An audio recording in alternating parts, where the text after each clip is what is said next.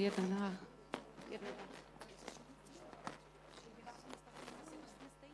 Raz, dva.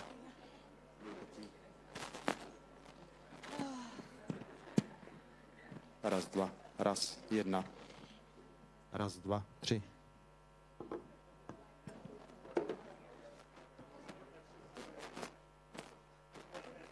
Raz, dva. Raz, dva.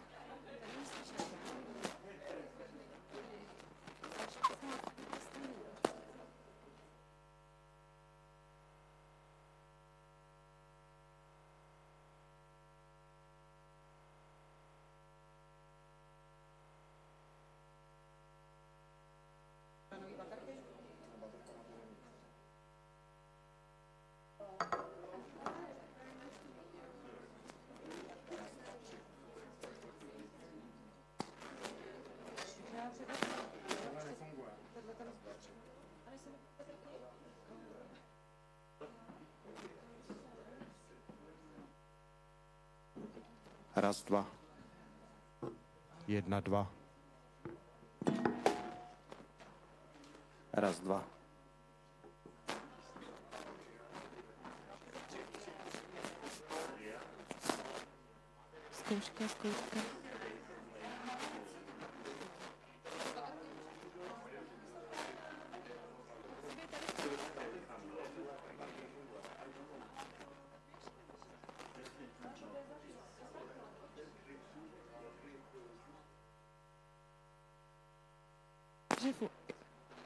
Zkouška. Zkouška.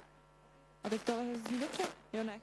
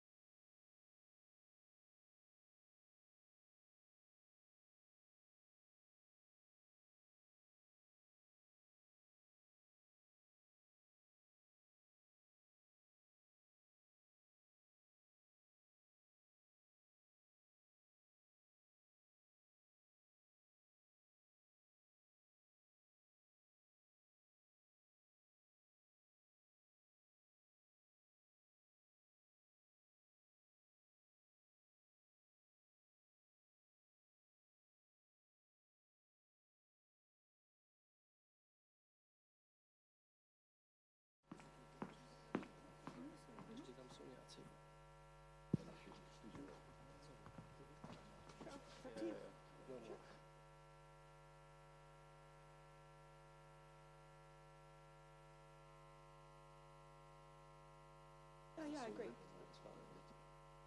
Okay.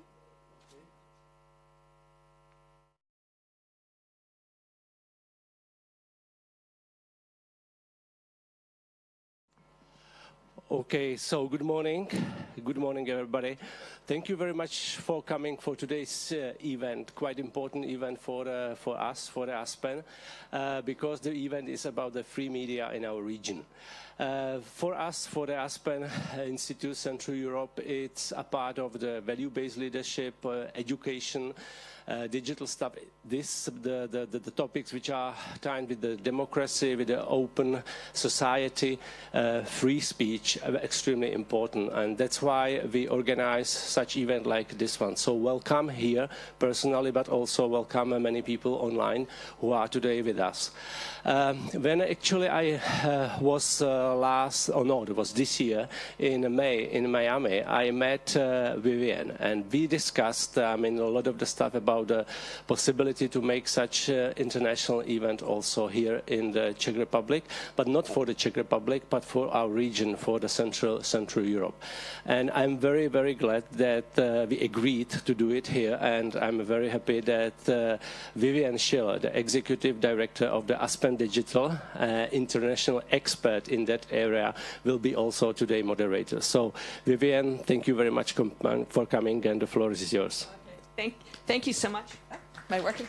Thank you so much, Milan. So, hi, everybody. Thank you so much for being here, and thank you for those who are joining us online. As Milan said, I am Vivian Schiller, Executive Director of Aspen Digital.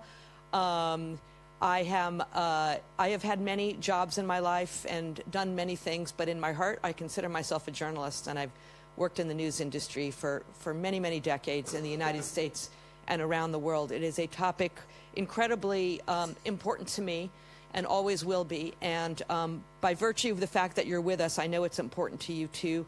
It should be important to everybody in the world. So we all know that press freedom is in decline. Those of you are here because you're aware of it. By every measurement, it is shrinking.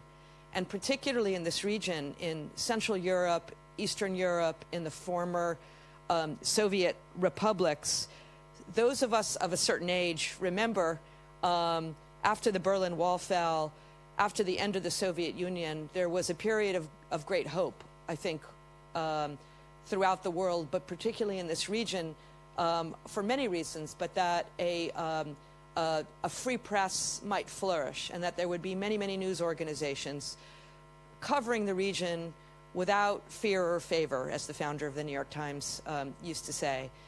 And it seemed to be going that way. But here we are now in 2022, and unfortunately, we're seeing a reverse. And in some cases, like in Russia, things are even worse for the media, for the press, than they were during the Soviet era. I know, I lived there in Moscow in the 1980s.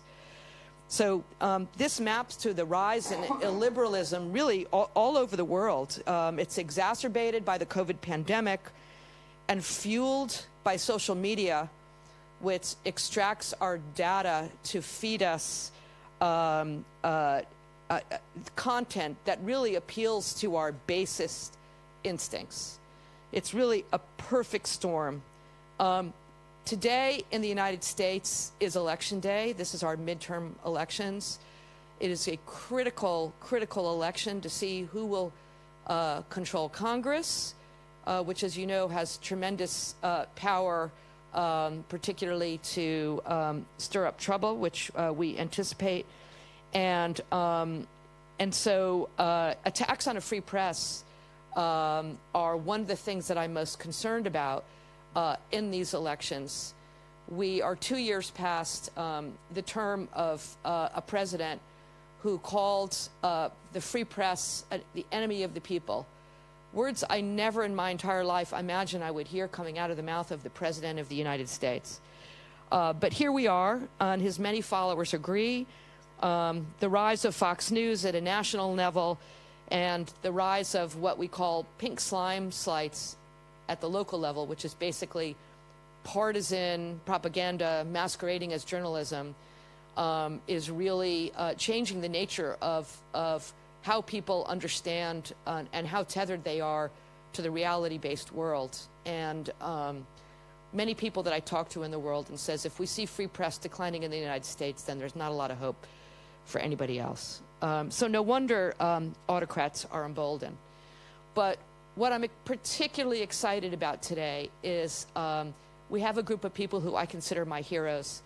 They are all working in the region to tell the important stories that the public needs to be able to be engaged citizens in the world. And so we owe them our support. I'm excited to be speaking with them.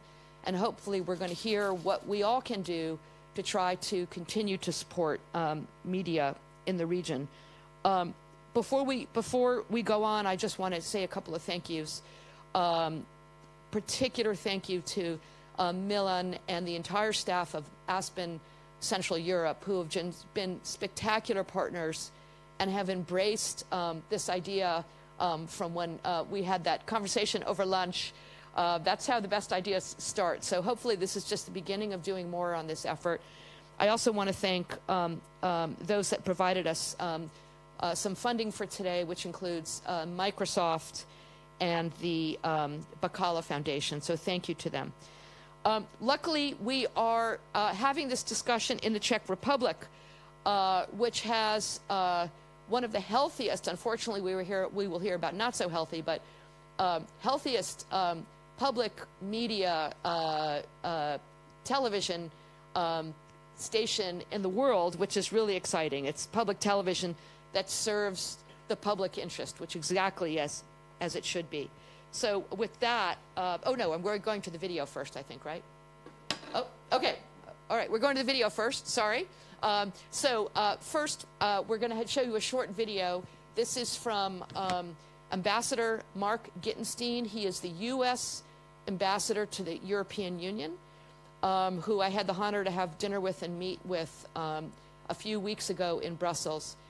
And they have made it part of the mission of their mission in Brussels to do what they can to support sustainable, free, independent media. So he couldn't be with us today, but he wanted to say a few words, and then I'll come back to you. Oops, it worked perfectly during the test. I know. I saw.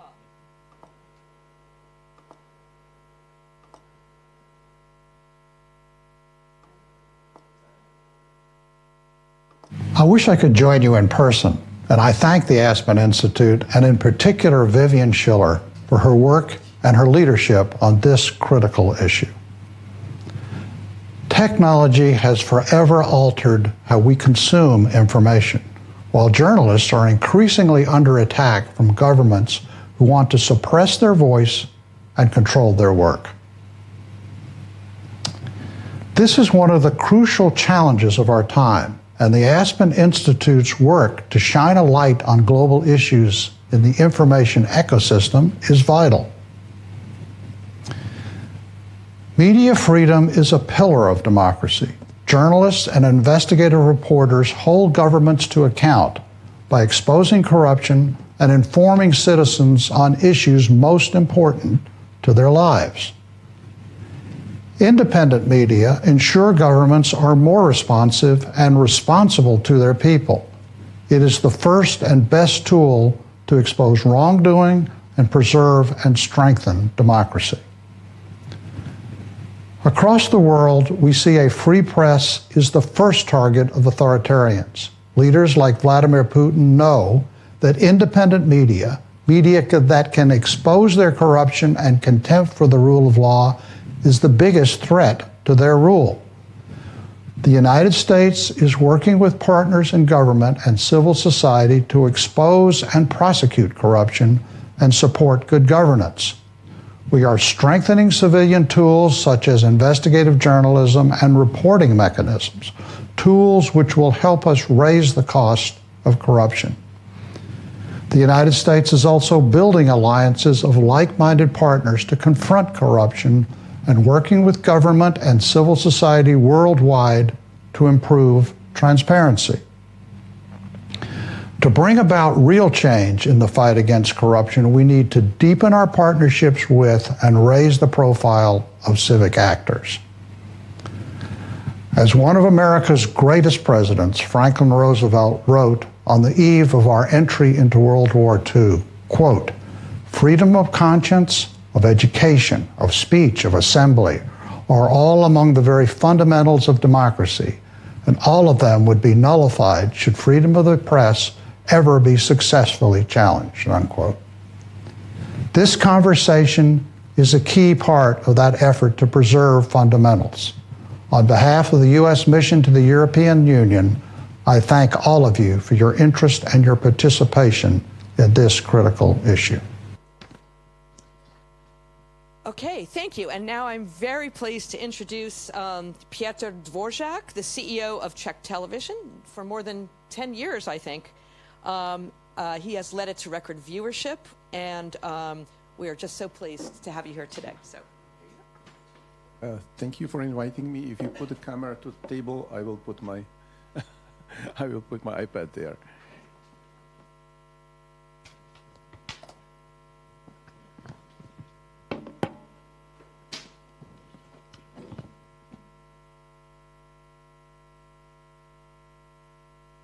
Ladies and gentlemen, good morning, everyone.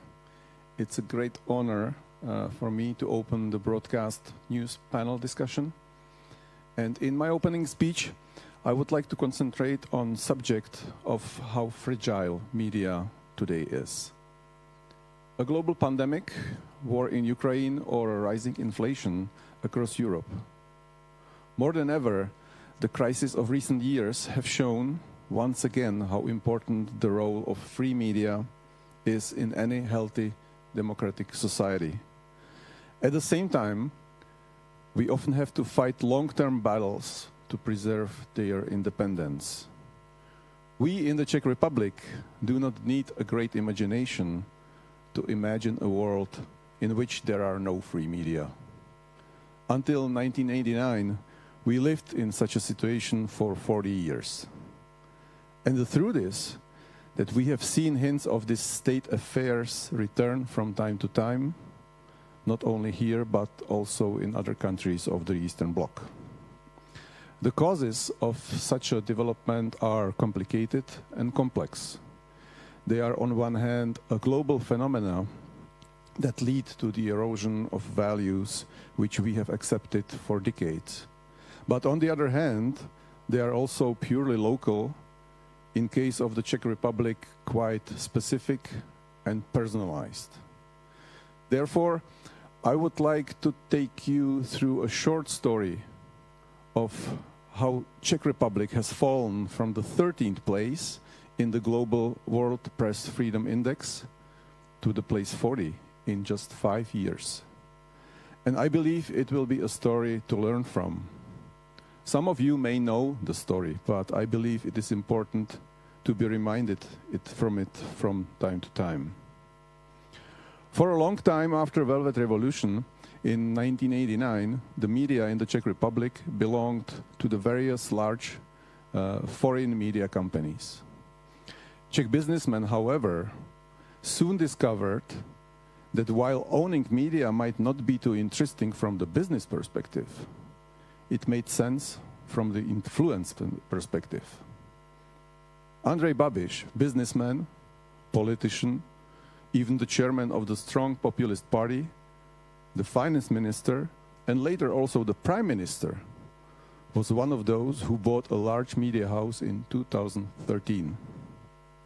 His entry into the media market resulted into the concentration of the political, business, and media power in the hands of one single person. That same moment, the public service media became his competitor and also a target of the critical political rhetoric of Babiš and also his party members. I remember various things from that time. I remember the moments when he publicly attacked our journalists, calling them corrupted trash, when he refused to give them information, when he refused to appear on our programs. I remember pressure in the form of legislative proposals to decrease or even abolish our license fee. I remember lying anonymous pamphlets, so-called audits, spread in the Czech parliament accusing Czech TV and myself of distorting information, non-transparent management, or even criminal offenses. At the same time, criticizing Czech TV became part of the political campaign of another important political figure of the Czech Republic, Czech President Miloš Zeman. Undermining trust in the Czech TV and, on the contrary, strengthening the unregulated, more marginal, and sometimes even disinformation media was an important part of his agenda. And on top of that, you can add far-right parties and politicians for whom challenging the public media will always be their agenda. As a result of this pressure on Czech TV and Czech radio, the Czech Republic fell 27 places down on the World Press Freedom Index between 2014 and 2019.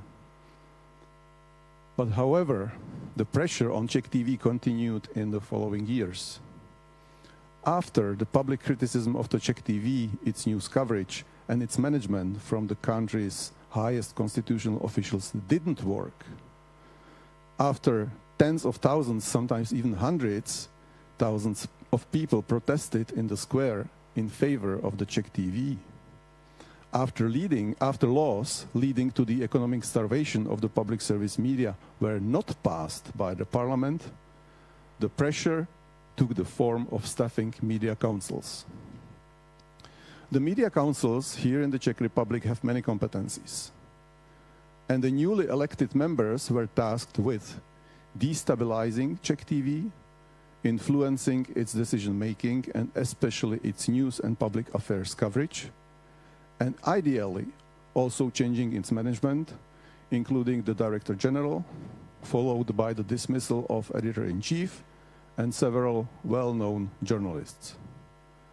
Frankly speaking, it was an extremely difficult period. A period when I seriously wondered whether I had the strength to fight such a pressure any longer. But we made it. Thanks also to the support of many international institutions, including EBU, Council of Europe, International Unions of Journalists, and many, many others. Thanks a lot for that support. In 2021, the Czech Republic still ranked number 40 on the World Press Freedom Index. This year, it jumped back to the number 20. What happened? There was a democratic election. It was won by the different political coalition, which on the contrary regards the stability of the media, including the public service media, as its goal. The current government and the current ruling coalition came with a proposal to include Senate into the selection of media's council members, and we are at the moment negotiating a change of our financing to be stable, predictable, and independent from the political pressures. That's a good news. But the bad news is how unstable the media situation in the center of Europe can be. However, knowledge is power. Therefore, I'm glad that today we have the opportunity to exchange our experiences, opinions, and best practice between each other. Many thanks to the Aspen Institute, Central Europe, and Aspen Digital for this opportunity. Many thanks to my colleagues who have come here today, and to people who are watching us online and who care about the positive future of the independent and free media in Europe. Enjoy the day and enjoy the event.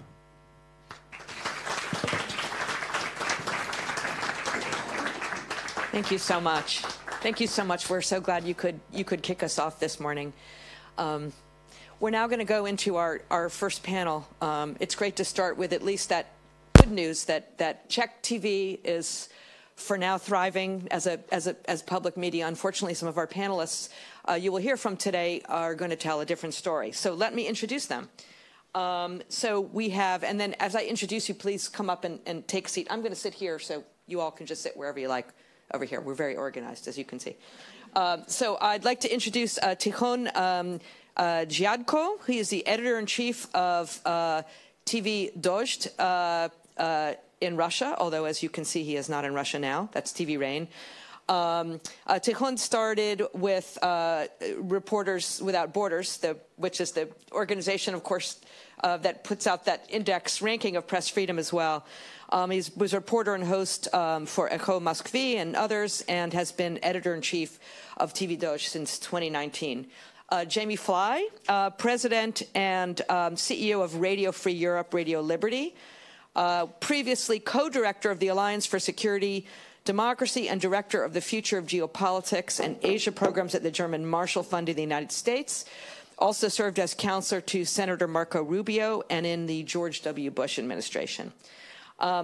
Brigida Grisiak is deputy editor-in-chief and head of standards and practices for TVN24 in Poland, which is not the public television news network for reasons that will become obvious why they are not here.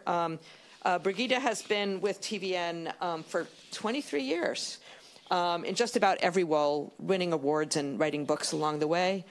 And finally, Martin Drezenček. Sorry, I'm trying very hard. Deputy editor-in-chief of Czech television and reporter and host. Previously worked in both here in Prague and in London for the Czech editorial office of the BBC, and is the representative of Czech television in the European Broadcasting Union, so brings that interesting perspective. Also have won many awards and written books, lots of books and awards around this table, which is absolutely wonderful. So just so that you all know the plan, excuse me, we're going to have a conversation amongst ourselves for a little while. And then I'm going to open it up to the room so that we can hear your questions. And I've got my little trusty iPad here. So those that are online, you can submit your questions online. I believe it is probably obvious in the system how to do that. And so we'll get to those a little bit later. But first, I really am excited to dig in with our panelists today. And what we're going to start is, for each of you, I just really want you to sort of set the scene. Tell us about your news organization and give us a little bit of the context in which you are operating. And then a little bit, we're going to talk about, sort of open the aperture and talk a little bit about risks overall, and of course, where we go from here, next steps, best practices, and concrete recommendations.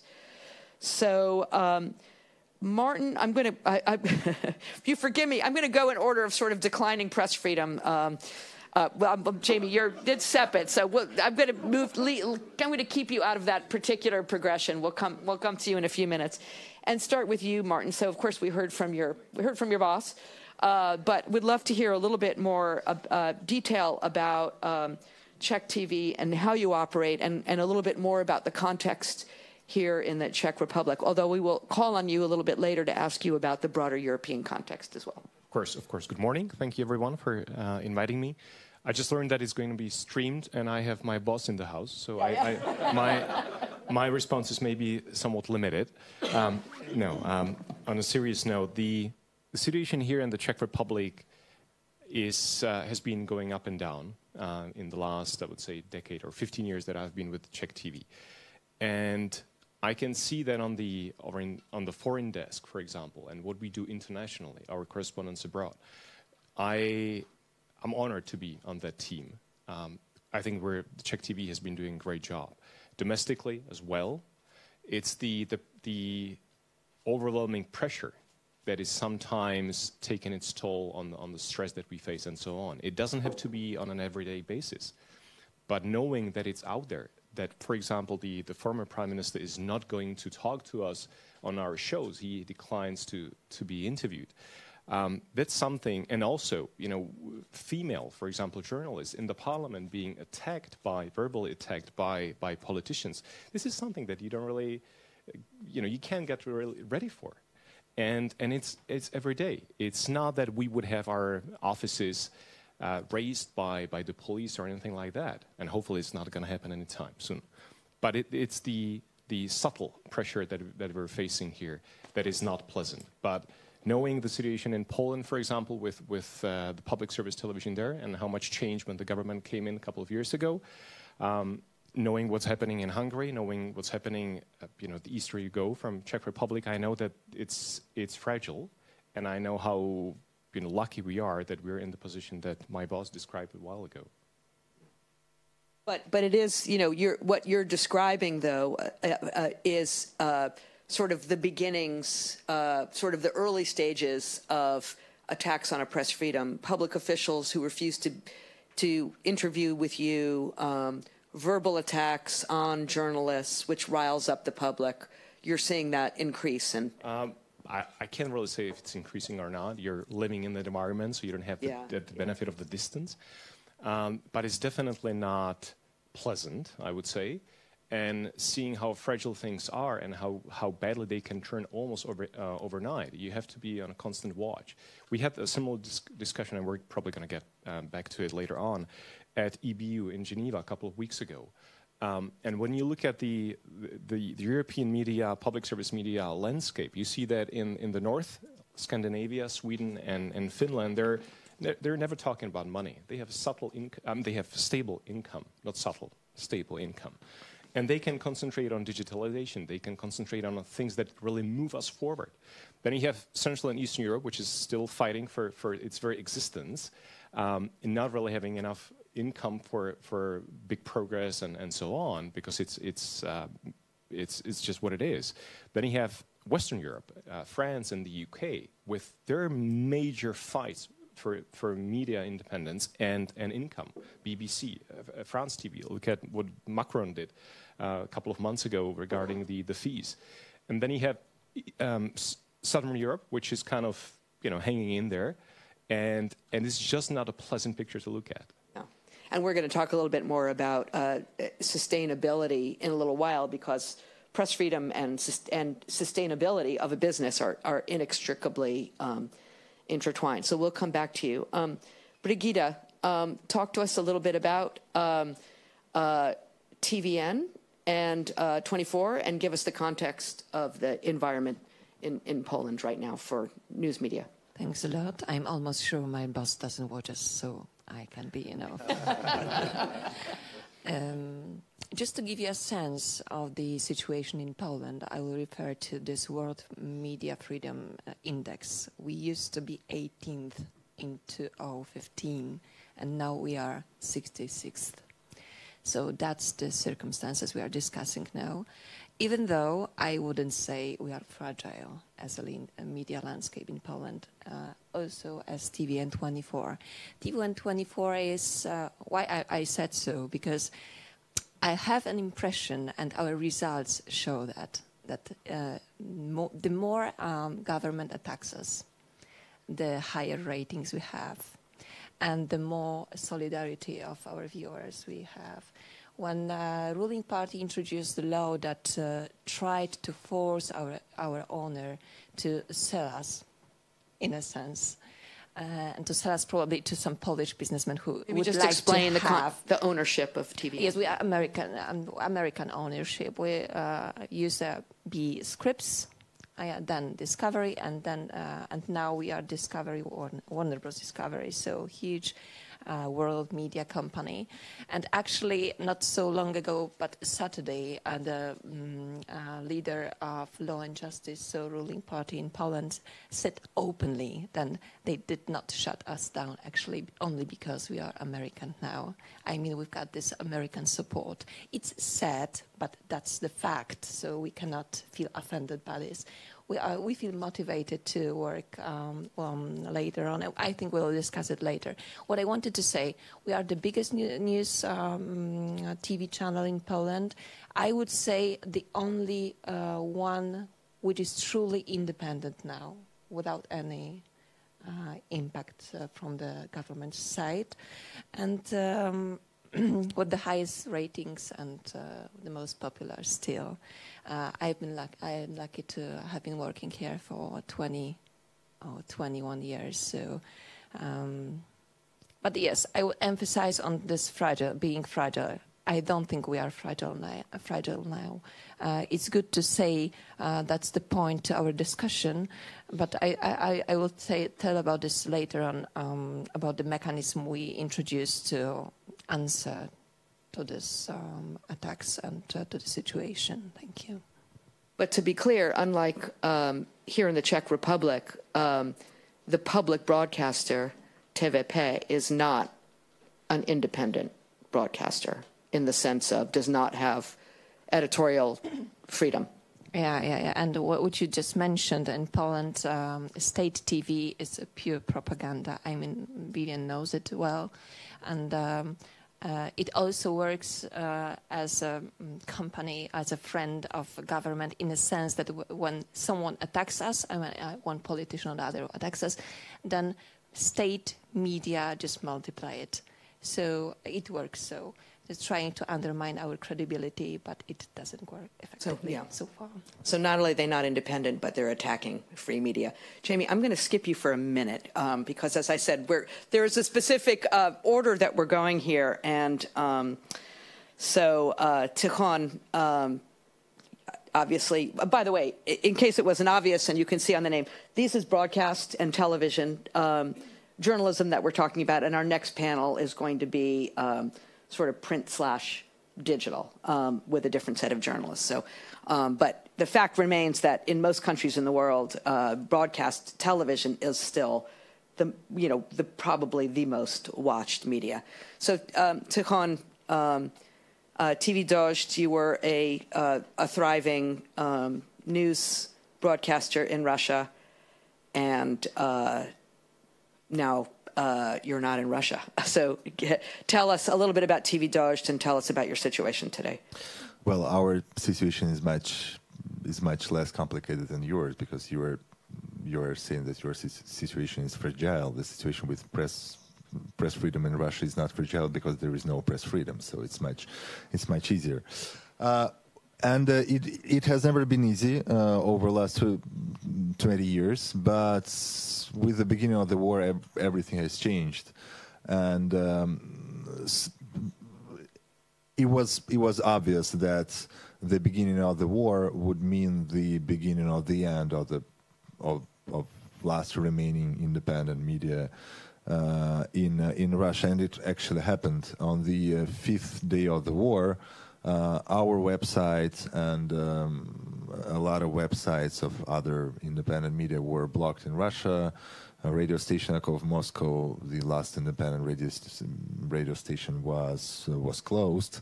We were shut down in a cable network out in Russian regions, and on March 3rd, Russian Parliament adopted a new legislation on so-called fake news information about Russian military activities in Ukraine, and the second law is about discreditation of Russian army in Ukraine, which means that if you are spreading any kind of information telling the truth about Russian army in Ukraine, you could face up to 15 years in jail, because if you are telling that Russian soldiers killed people in Bucha and it was not confirmed by Russian Ministry of Defense, then you are spreading fake news information. So more than 5,000 websites were blocked in Russia, and almost all independent journalists left the country, such as our journalists from TV Rain. From March till mid-July, we were not operating. We were considering our options and where to relaunch. And on July 11th, we relaunched TV Rain. Now we have three 3 studios. The one and the main is in Riga, Latvia. Also, we have a studio in Tbilisi, in Georgia, and in Amsterdam, in Netherlands. And of course, our main goal is to reach as many viewers as possible in Russia. Unfortunately, TV Rain could be seen now in Russia only on YouTube, and we see that 65% of our viewers on YouTube are from Russia. For example, in October, it was around 13 million unique viewers, 13 million people, which means that the level of request for the independent information in Russia is really high. How does that compare to before the war? Before the war, it was more. It was around 16 million on YouTube and a couple of millions on cable networks. But it's just the beginning. We see that the number is growing, and a lot of people, unfortunately, they thought that TV Rain was dead, and maybe they were right, but now it's not dead. So it takes time to tell them that we're still alive, and especially since Facebook is blocked, Twitter is blocked, Instagram is blocked. Not a lot of people are using VPN services, so you have to take more efforts to get to the audience.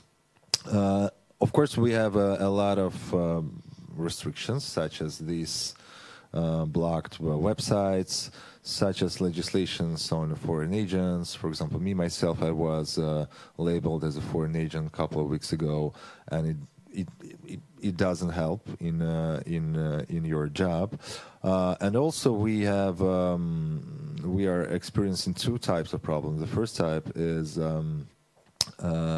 problems with the papers and with visas and documents and everything in Europe.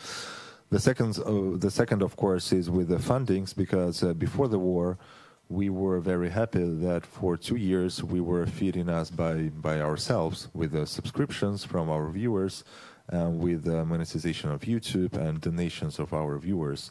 Now the situation is difficult to us, because on the one hand we know that we want as many viewers from Russia as possible, but at the same time we get $0 from the monetization on YouTube from Russia, because it is stopped by YouTube, which in my opinion doesn't make any sense, because they blocked all the propaganda YouTube channels.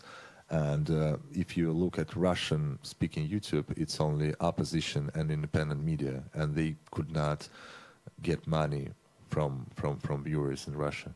So that's what we are struggling with. But again, we see that people in Russia are still eager to get independent information, and we see that the number of viewers is growing, which is really important for us to continue doing what we're doing. Thank you. We've got many more questions for you, but we'll come back to that in a little bit. So, Jamie, you're in a unique situation, at least among these panelists. So, talk to us a little bit about Radio Free Europe and your work here and the context you operate in. Sure. So I have the luxury, or maybe the pain, of looking across 23 markets, and including some of the ones we've been discussing. So it does give me a perspective on some broader trends that we see at Radio Free Europe. We operate here in Prague. We're based here since 1995, after we were invited here by Václav Havel, who was a big supporter of our work in the 80s leading up to the Velvet Revolution. And we're funded by the U.S. Congress, so we're funded by the U.S. taxpayer. And our mission is to provide local surrogate journalism in countries where it's under attack. The challenge in recent years is that list of countries is growing. So we're actually in the process right now of returning to old markets that we left in the 90s, in those optimistic days when, I think as you noted, Vivian, that the assumption was that independent media would flourish. There wouldn't be a need for Radio Free Europe. There was actually a debate in the U.S. Congress at the time about shutting us down in the early 1990s, and really only because of Havel's invitation to the U.S. government to move us here, as well as then Senator Biden's work in the Senate, which led to the International Broadcasting Act, which governs us.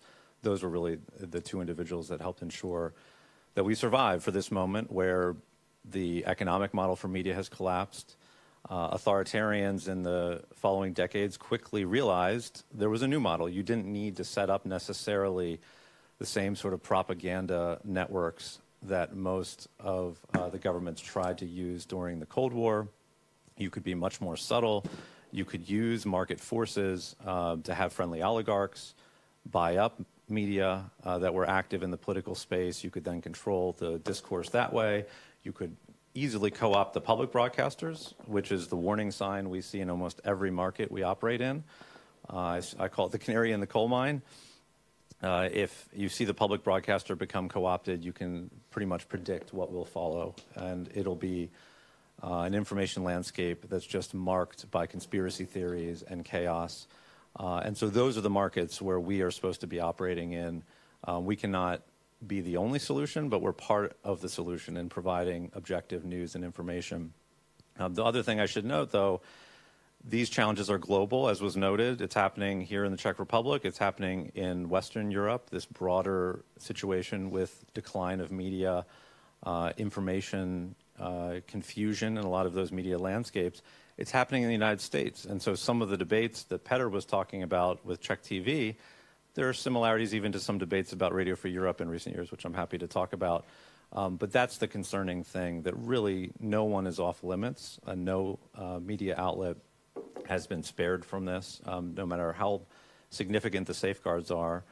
And the authoritarians are taking advantage of that. And in our case, like our colleagues working in Russia and elsewhere, the challenge has been how to keep your journalists safe and how to stay in the market when you're getting shut down, when you're getting designated a foreign agent, and even in the more extreme version, which we're starting to see in Belarus, where the audience now becomes potentially criminals for consuming information, which I fear is maybe where we're headed in Russia. And so these are the sorts of challenges that we're grappling with on a day-to-day basis. But I'll leave the more optimistic assessment for in the conversation, but I completely agree that the trends we see with the audiences, though, continue to hearten us because we see people continue to want to seek out independent, truthful information despite what the authoritarians are doing to prevent them from accessing that content. Thank you. I'm going to stick with you for a minute, Jamie, as we begin to segue. I want to talk a little bit about funding and sustainability. But first, I want to say it's just the notion that, in the early 1990s, the notion was you didn't need a Radio Free Europe because free press would flourish throughout the region forever is quite a statement. But when it comes to sustainability, you're funded, like you said, by U.S. Congress. There is debate about it. And in fact, we saw an episode not too long ago where you were effectively maybe not shut down, but there was a trajectory along which your journalistic freedom, which is enshrined in the way that Radio Free Europe and Voice of America are set up, was at jeopardy. Just talk a little bit about that. Sure. The good thing I'll say on the funding is we continue to have strong bipartisan support, and we just got our first funding increase in 5 or 6 years, just as Putin invaded Ukraine. Obviously, it's still not enough. We've got significant challenges. And despite some of the political debates in the U.S. in recent years about cutting back the international affairs budget, for the most part, we've been spared. We don't have as many resources as we'd like, but we haven't had to deal with significant budget cuts, although that's always a potential challenge. It is election day. Yes. The challenge we've had is this debate about control and whether we should remain editorially independent. That's enshrined in the International Broadcasting Act, which then Senator Biden led in the Senate. But there's a broader debate in the U.S., and I think it plays out in Britain with the BBC and elsewhere about what are these countries getting from these international media outlets? Should you just fund media for the sake of funding media, or should you be really getting something strategic in return? And that's really the debate that played out in the late part of the Trump administration. I think our colleagues at Voice of America often get the worst of this because part of their mission is telling America's story, and there's an ever-changing debate about what is America's story right now in politically contested times. Our mission is a little bit removed from that because we really focus on local journalism in the countries that we're working in. But that played out with a power grab, essentially, in the superstructure in Washington that oversees us and funds us, where all of the network heads, including myself, who run the networks, were all fired en masse by the Trump administration appointee once he took office. And thankfully, Republicans and Democrats in Congress immediately responded, held hearings, began to change the law to actually put in place safeguards to make sure that that cannot happen again. It reminded me, Petr's comments reminded me of this. We're going through that in the U.S. There's a legislation actually pending in the next month that will further strengthen our safeguards to make sure that one individual connected to one administration cannot make that sort of power grab. But it was a difficult time. I was obviously removed, living in Berlin at that time, but my editorial team here really had to stand up. Our editorial board all signed a joint letter to our funders in Washington, basically confronting them and saying this is unacceptable. It compromises our editorial integrity and our ability to operate in places like Russia, Belarus, where we're under significant pressure. So I think, like here in the Czech Republic, we're headed in a better direction, but it was a reminder that that danger is always lurking there on the margins. And it came at a really difficult time just for us, as Vladimir Putin was trying to modify the foreign agent law to target us with the labeling requirement, which ultimately became the way that the Kremlin forced us to close our physical bureau in Moscow. And while our team was trying to deal with that, they also had to have these worries about our independence from our stakeholders in Washington. So yeah, that the notion that you should be, that Voice of America, Radio Free Europe should be, again, sort of a propaganda engine, which luckily was resolved. But, you know, it just shows how we cannot rest, which, coming back to you, Martin, so again, thinking about funding and sustainability. So your funding is entirely, tell us about your funding structure. It's a license fee based structure like the BBC. Most of it comes from fees. Maybe Peter would have a little more to add, but it's fee based. The fee hasn't changed for 14 years. So imagine running a company, a business whose budget hasn't changed for 14 years. How can you innovate? How can you digitalize? The world is changing. The Czech TV Act, for example, doesn't count on having online presence at all, for example. And online is a big thing for us, for everyone. So, you know, the law and the level of fees is obsolete. It comes from a different century almost. Well, in fact, it does in the case of the TV Act. And Brigitte, with TVN, you have multiple sources of revenue. Oh, sorry, sorry about Mike. Sorry, it's okay. We share it. We are a private TV station, but coming back to the license, because I didn't give you the broad context of it. Last year, summer, we were waiting for 1.5 years for extending our license. There were no, either legal or meritorical circumstances that would somehow go against. So, and they prolonged our license one working day before it was to expire. So that's the kind of pressure we have in Poland. And one additional issue: we cover 65% of households in Poland. So we don't cover the whole Poland. So the competition with the state TV is not so balanced. They impact on society, maybe, but it's not maybe stronger than ours. So when it comes to financing, we have, I would say, it's always good to have more money to make some innovations, etc. But that's not our problem. The problem was not only for our TV and 24, but for all the media outlets in Poland. I think we've got one. We are the biggest one in Poland. Yes, with American money, and even though the Polish government attacked us in a legislative way. That's why 1,300 editors-in-chief signed some letter of support for us, because they were sure that when they can attack and shut us down, they would do it with everyone. So that was symbolic, I think. The biggest media outlet in Poland facing such troubles. I mean, not only this license one, but also this legislation I mentioned before, so trying to change our structure. Yeah, that would do. I think that today we have, there is always a danger. There is always, you need to be cautious of it. But we are trying to work as if there weren't any. So trying to do our best to cover stories in Poland. But your sources of revenue also are in some ways under attack. So your sources of revenue are advertising. Tell us what... Yeah, of course. But it's not only about us, but all private outlets in Poland, media outlets in Poland. So it's obvious that for government-friendly media outlets, there are much more money from advertising. Yes, for us not. But we are big... From the government. From the government, yes, and for our state-controlled companies.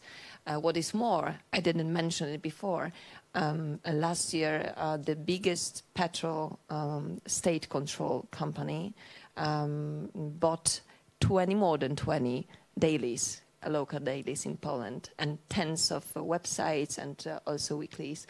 So in a sense, they took over a local media landscape in Poland.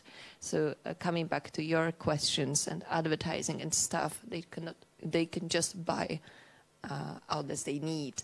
So that's the trend that is dangerous. It's not only Polish, I know. It's a trend all over the world, not only in Europe. Yeah, I know in the next panel we're going to be talking quite a bit with the others, not only about state pressure, but that news organizations that are being bought by oligarchs or those friendly to the state. So that is a model, maybe not quite as much in television, but certainly in newspapers and online. Tikhon, you mentioned earlier that tell us about your revenue picture. Obviously, so much of it has now been cut off, as you say, the demonetization of YouTube and the sanctions. Yeah, so before the war, as I mentioned, we were feeding us by ourselves. 60% of our revenue was coming from subscriptions and also from donations from our viewers, monetization of YouTube, and a little bit of advertising, since there was a ban on for advertisers to work with us, and from the distribution. Now, of course, this system is absolutely collapsed because our website still is blocked in Russia, so there is no subscription. It's hard for people to donate because of the problems with the cards. So there are just a few services where they can donate, and also the economic situation in Russia is worse than before the war. So now, unfortunately, we are very much depend on donors, on grants. Of course, we're very grateful, but it's not the world where we want to live, and it's not the world where we used to live and where we love to live, because we don't want to be, we don't want to depend on anyone, even though we have a strong principle that we are not taking money from the governments, but still, that's not what we... I mean, we want to earn money for ourselves, by ourselves. So now we still have money from YouTube, from views outside of Russia, but if we compare with the views from Russia, it's very sad. We still have donations from our viewers from Russia and outside of Russia, and now we are trying to get audience, English-speaking audience. We launched the YouTube channel in English. It is called Stever Newsroom, where weekly we are making a show about news from Russia in Russian point of view. And we launched the fundraising on GoFundMe. And we are hoping for the possibility of advertising in cable networks in Europe. But again, we are very much dependent on donors now. But we hope that the situation will change in a couple of months. We're a thriving commercial business, and now you're having to act like a not-for-profit or a charity, which is quite a big. That's correct. Quite a big change. But with the English language service is giving you other revenue opportunities, as I understand it. Well, we hope so, because when the war started and when TV Rain, these 5 days of the war that TV Rain was operating from Moscow, we had something like 120 million views per day on YouTube. And when TV Rain was shut down, it was a big deal for international press, and we got a lot of support from the people abroad. And I think it was a moment when a lot of people who never knew that free press existed in Russia understood that free press actually existed in Russia. And now we want to show them that this press still exists, and it could tell them about the situation in English better maybe than their own media outlets, because even though we're not in Russia anymore, but we understand the situation better than they, with all due respect. And we hope that after that they would be, the viewers from abroad would be ready to support our work as well. So I want to stick with you for a minute as we move towards talking a little bit about. I want to talk about the risks, the day-to-day risks for your journalists everywhere. So, Tikhon, all TV Rain staff is outside of Russia now. I'm sure that doesn't make you feel like you're without risk. And like you say, you got visa issues too, which can't help. But I want you to talk a little bit about your risks as you're perceived as Russians in Europe, even though you are journalists who are reporting the truth about Russia. And then I want to ask you about how you think about the safety and security of your sources who are still inside Russia. Well, these are two different. Yeah, they're two very topics. different things. Yeah. The first thing about security, we are absolutely secure. And for example, if we compare with the journalists who are working in Ukraine or with the journalists who are still in Russia, we are fine. Of course, we are annoyed by the situation with visas and something else, but that's nothing if we compare to the situation on the ground. Of course, all of our staff is not in Russia, because TV Rain is still a foreign agent. Technically not, because now we have a new company, but we are being by the government. We are being considered as a foreign agent, and what is more important, we are being considered as an enemy, because they forced us to leave. And we think that it was a plan, because there were rumors in Moscow that they were going to arrest our journalists and to raid our office. I was receiving threats. Our news director was receiving threats, but nothing happened. We left, and at least we don't know that there are criminal cases against us. It could happen, but we don't know. But when I'm saying that we are being considered as an enemy, is because they force us to leave, and we relaunch for some reason. Of course, they are annoyed with this fact, and we are waiting to be designated as so-called undesirable organization, which is worse than being a foreign agent. That's why, of course, we don't have our reporters there, but we have some stringers. We have people who are helping us with information on an anonymous basis.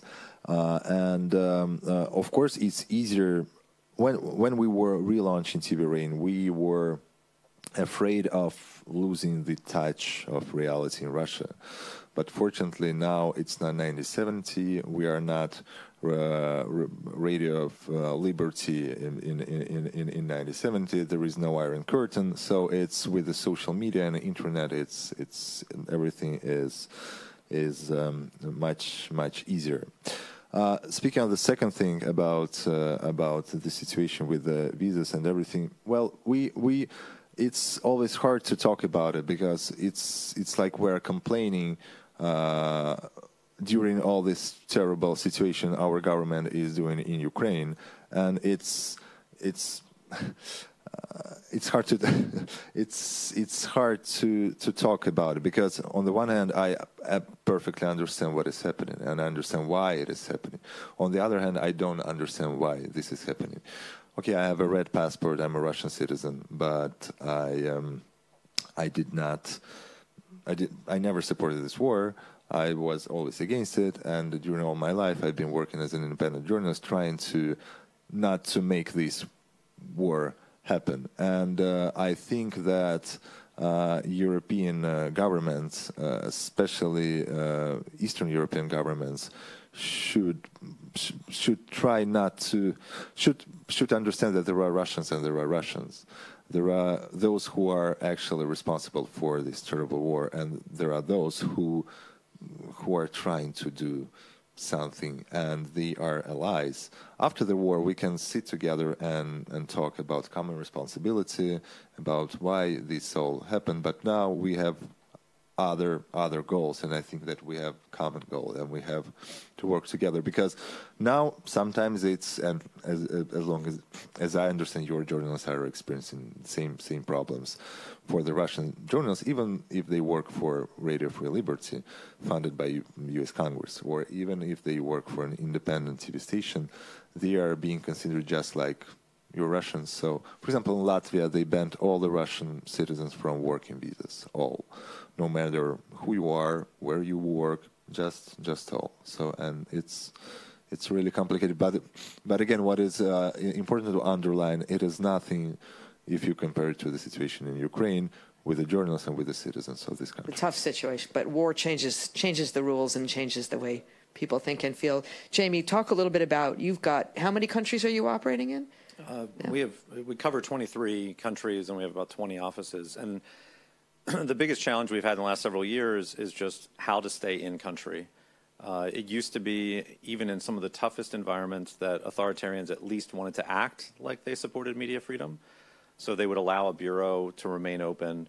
They might put in place regulations to make it difficult for people to do real reporting, but they still were willing to accept the physical presence of journalists. But the scary thing for me has been how quickly most authoritarians are now discarding that playbook and heading directly towards what Putin has now achieved in Russia, or even worse, as I mentioned, what Lukashenko has achieved in Belarus, where it's the complete criminalization of journalism. So we've had to leave Belarus in recent years. We actually had our bureau there physically raided by the Belarusian security services, inviting Russia Today's journalists along for the show to film as they blew up our door and raided and trashed the office. We've had to shut down our bureau in Kabul, Afghanistan, there, given the Taliban's threats against journalists. And then we've had this slow process, which really for us is a culmination of several decades of Vladimir Putin targeting us and our journalists, where we've had to close our bureau in Moscow. We still are operating in limited ways on the ground in Russia, but we're facing the same challenges of how do you provide relevant reporting when you are outside of the country that you're trying to reach. We're doing the same things of using technology, using some sources on the ground that can be verified then if they share information with editors on the outside. But this is a significant challenge everywhere across Eurasia. The other thing I'll just note, we have about 350 journalists here in Prague at our headquarters from all of the countries that we operate in. And even journalists here inside the EU are being targeted by some of these regimes. And physical threats, harassment, their families, even someone in Iran who is a family member of an Iranian who works for Radio Free Europe here can be sure that you're going to be targeted by the intelligence services. Just several weeks ago. And how does that manifest itself? In all kinds of extreme ways. Several weeks ago, we lost one of our Iranian journalists here who died due to cancer, 45 years old. His body was being sent back to Iran, and his body was grabbed by the IRGC, and they refused to give his family his body. So even in death, regimes are trying to target journalists and truth tellers. That's obviously an extreme version of it. We have 2 of our journalists still in prison in Belarus, actually detained as we were getting designated an extremist. So the pressure is extreme across every part of our coverage region. And on the visa issue, I'd say it's even broader than the Russian challenge. The Russian challenge is unique right now because of the stance the EU has taken. But as someone who has spent countless hours trying to negotiate homes for Afghan journalists, there's a broader problem with a lot of the immigration rules where I don't think most governments have created special classes for journalists and independent media because this is one of the most significant issues that we're facing. Where can people work safely? How can they still be close to the country that they're from, tied into those diaspora networks, but they can be sure that they're not going to be harassed, that they're going to not have to worry about their visa being renewed every 3 or 6 months. It's a significant challenge for us across our coverage region. We're spending a lot of time working with governments to try to address that. And where in the countries where you have shut down, like in Belarus, Afghanistan, you said you have 2 journalists in Belarus who are in jail. The others, did you bring them out? And where? And are you taking care of them? Are they living here, or how does that work? So we're adopting a similar approach to TV Rain and others. We're setting up new hubs. Some of our colleagues are able to come here to Prague and work from headquarters. But we've also set up new reporting hubs for each of the bureaus that we've had to close. We have a new office that's been established in Vilnius, which we've placed a lot of our colleagues from Minsk at, and so they're serving Belarusian audiences from Lithuania. And we have a large Russia hub that we're establishing in Riga, where a lot of our Russia programming will be done from, in addition to a number of other locations like Tbilisi and Prague. But a lot of that has taken significant negotiations, working with governments. Obviously, moving people and families is incredibly difficult, but it's something that is incredibly important to make sure that journalists can focus on their work and not have to worry about having a safe place to live or where their kids are going to go to school. And that's been a major challenge for us over the last several years. Brigitte, you're not facing a situation of reporters in jail, but you certainly are in terms of harassment. Yes, but what I want to emphasize while listening what Jamie is reporting on and taken before, our challenges in Poland, look like tiny, but still politicians are trying to undermine our credibility, not answering our questions. We've got access to public information, constitutionally approved, granted, reduced, yes. So, and all this stuff connected with money also and advertising. When I'm listening to it, what you already said, I'm thinking how beautiful and crucial profession we have. It's amazing, because it's in Poland, the Czech Republic, and Russia, Ukraine now, every single place in the world. Jamie was mentioning how crucial it is that authoritarian politicians are targeting us, our families, to such extent. And coming back to your question, of course, it's not pleasant, I've been working here for 21 years. I don't remember such thing as not allowing us to enter somewhere to such meeting or press conference, or even don't allow us to enter a place where other media outlets can go easily. It's not pleasant. But I think that what is our answer, and what should be our answer to it? We should just be stronger and stronger in our standards and practices, and do what we should do. I mean, I always have this thought of Timothy Snyder in my head, just somewhere, that even or especially in these exceptional times, no matter how we define these times in Czech Republic, Poland, Belarus, Russia, Ukraine, or Iran, we need to adhere to given standards, because someday it ends. I mean, we just stay with our journalism.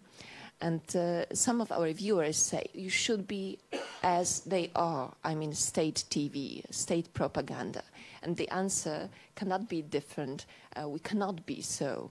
Maybe that would be a way to fight, to fight with government.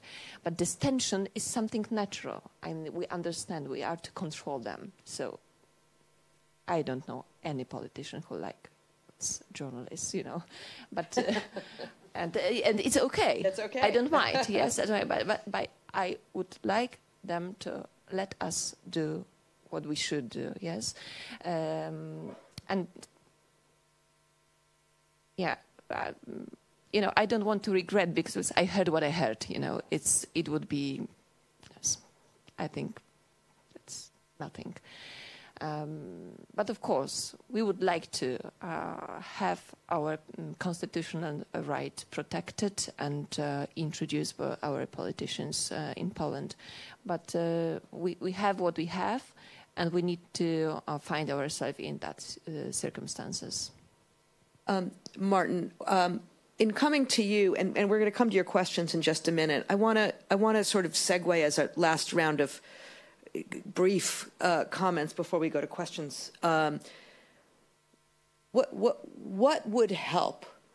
What, other than sitting in a room here talking to each other and being inspired by each other, what is needed? What is it?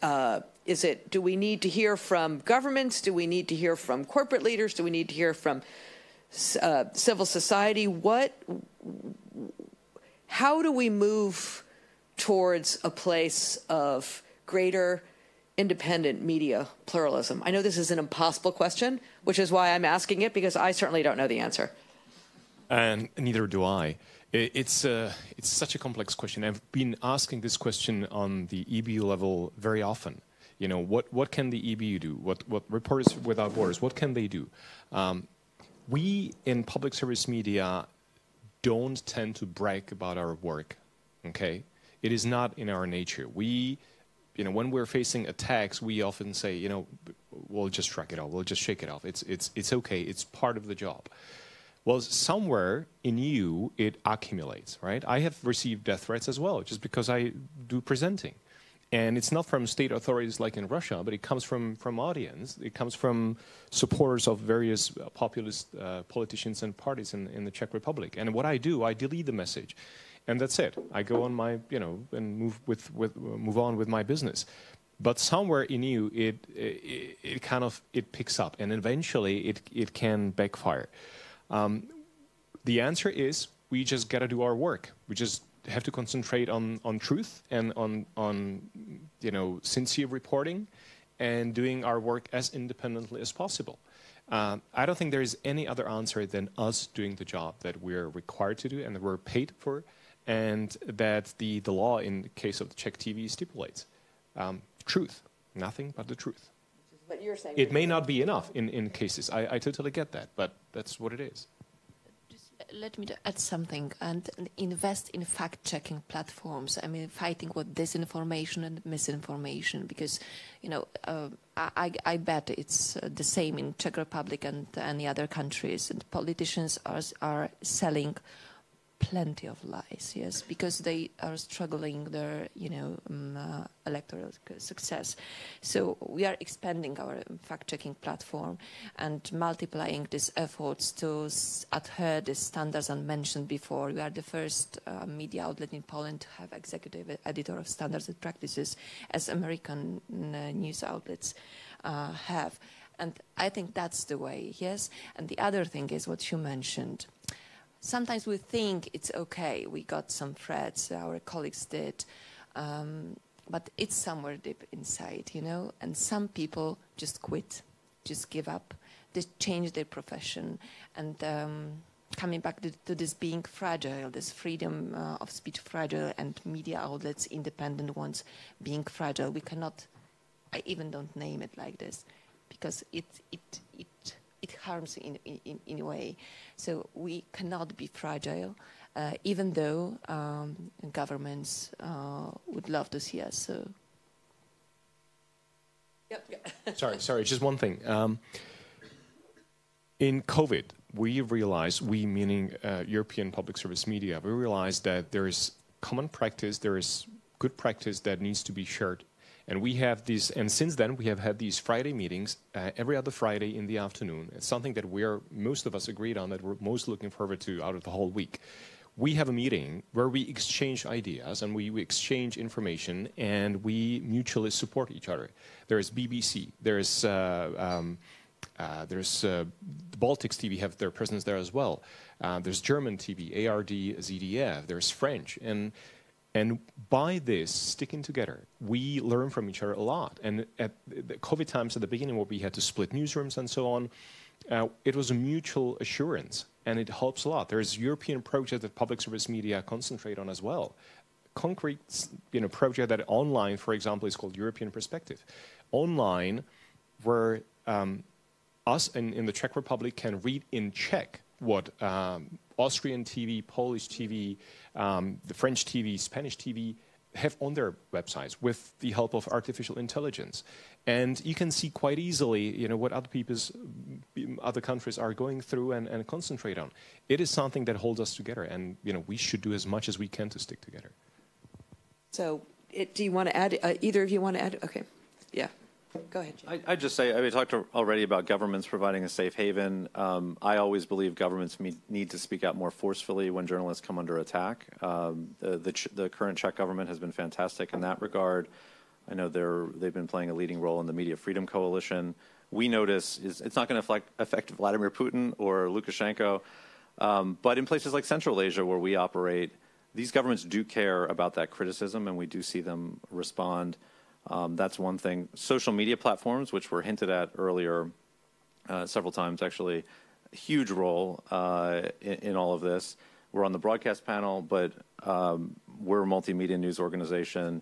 Digital is where our audiences are going. We have very little control over that way that we actually engage with those audiences. It's all in the algorithms. I always say during the Cold War, we owned and could maneuver our transmitters. And we could circumvent jamming very easily by just physically changing the way that our transmitters operated.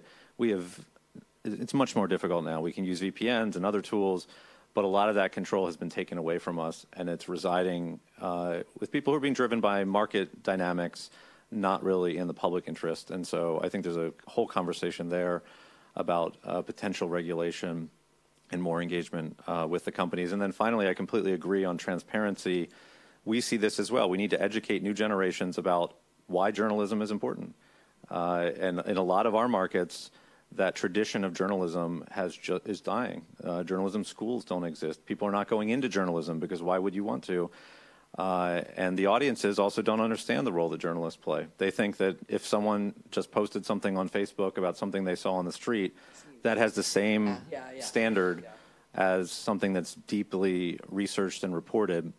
And so we're being even more transparent about our standards process, putting our standards editor out there to talk more about how we make decisions, engaging in conversations with our audiences about how we make decisions about what to highlight in our reporting.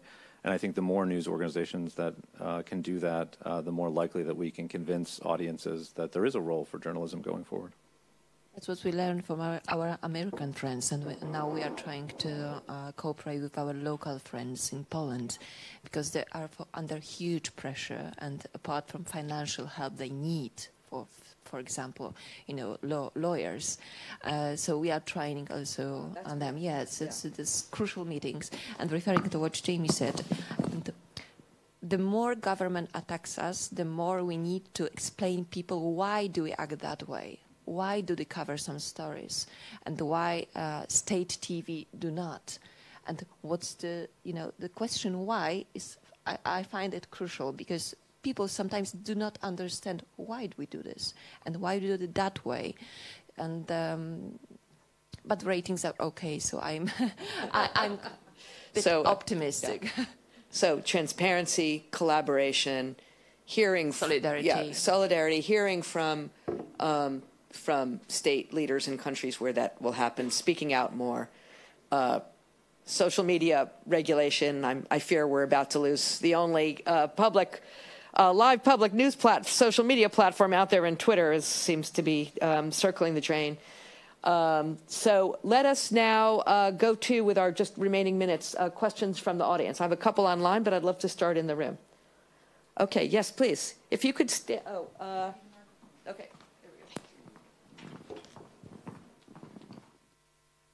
Thank you very much for this panel. I mean, it's yes. My name is Adriana Dergam. I'm from Prague Center for Media Skills, which is an NGO focused on media upskilling and education. My question would be for Tichon Ziatko. In what extent, because we spoke about collaboration, in what extent you and other, I would say, opposition or exiled Russian media as Mediazona or Echo or Meduza are collaborating together, sharing best practices in terms, for example, of monetization, cybersecurity, this kind, even like how people's management, and if you coordinate about, I would say, it might sound badly, but dividing markets. You mentioned one important thing, which is broadcasting the Russian point of view, the opposition Russian point of view in English. But for example, I miss this in Spanish, which we are talking about Latin America, 600 million people, or Spanish-speaking population in the US. So is there a kind of alignment, coordination among you? Thank you. Well, I would say that, unfortunately, it has to Vladimir Putin the war, so that finally Russian independent media start to collaborate, because before it was a crazy competition all the time. But now, well, first time the collaboration was after the law on so-called foreign agents, when, for example, we made a marathon with all the biggest independent media in Russia, and then now after the beginning of the war, of course, we share information between ourselves. We are absolutely. Before, it was hard to imagine that we would, I don't know, post on Telegram the link for the article of Mediazone or something, because why would we? Now, of course, we do it, they do it. We share information. We share.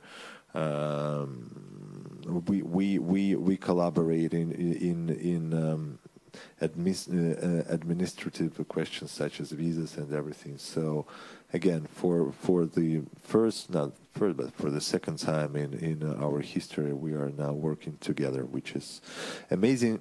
Unfortunately, it happened on such tragic and terrible period of time, but it happened.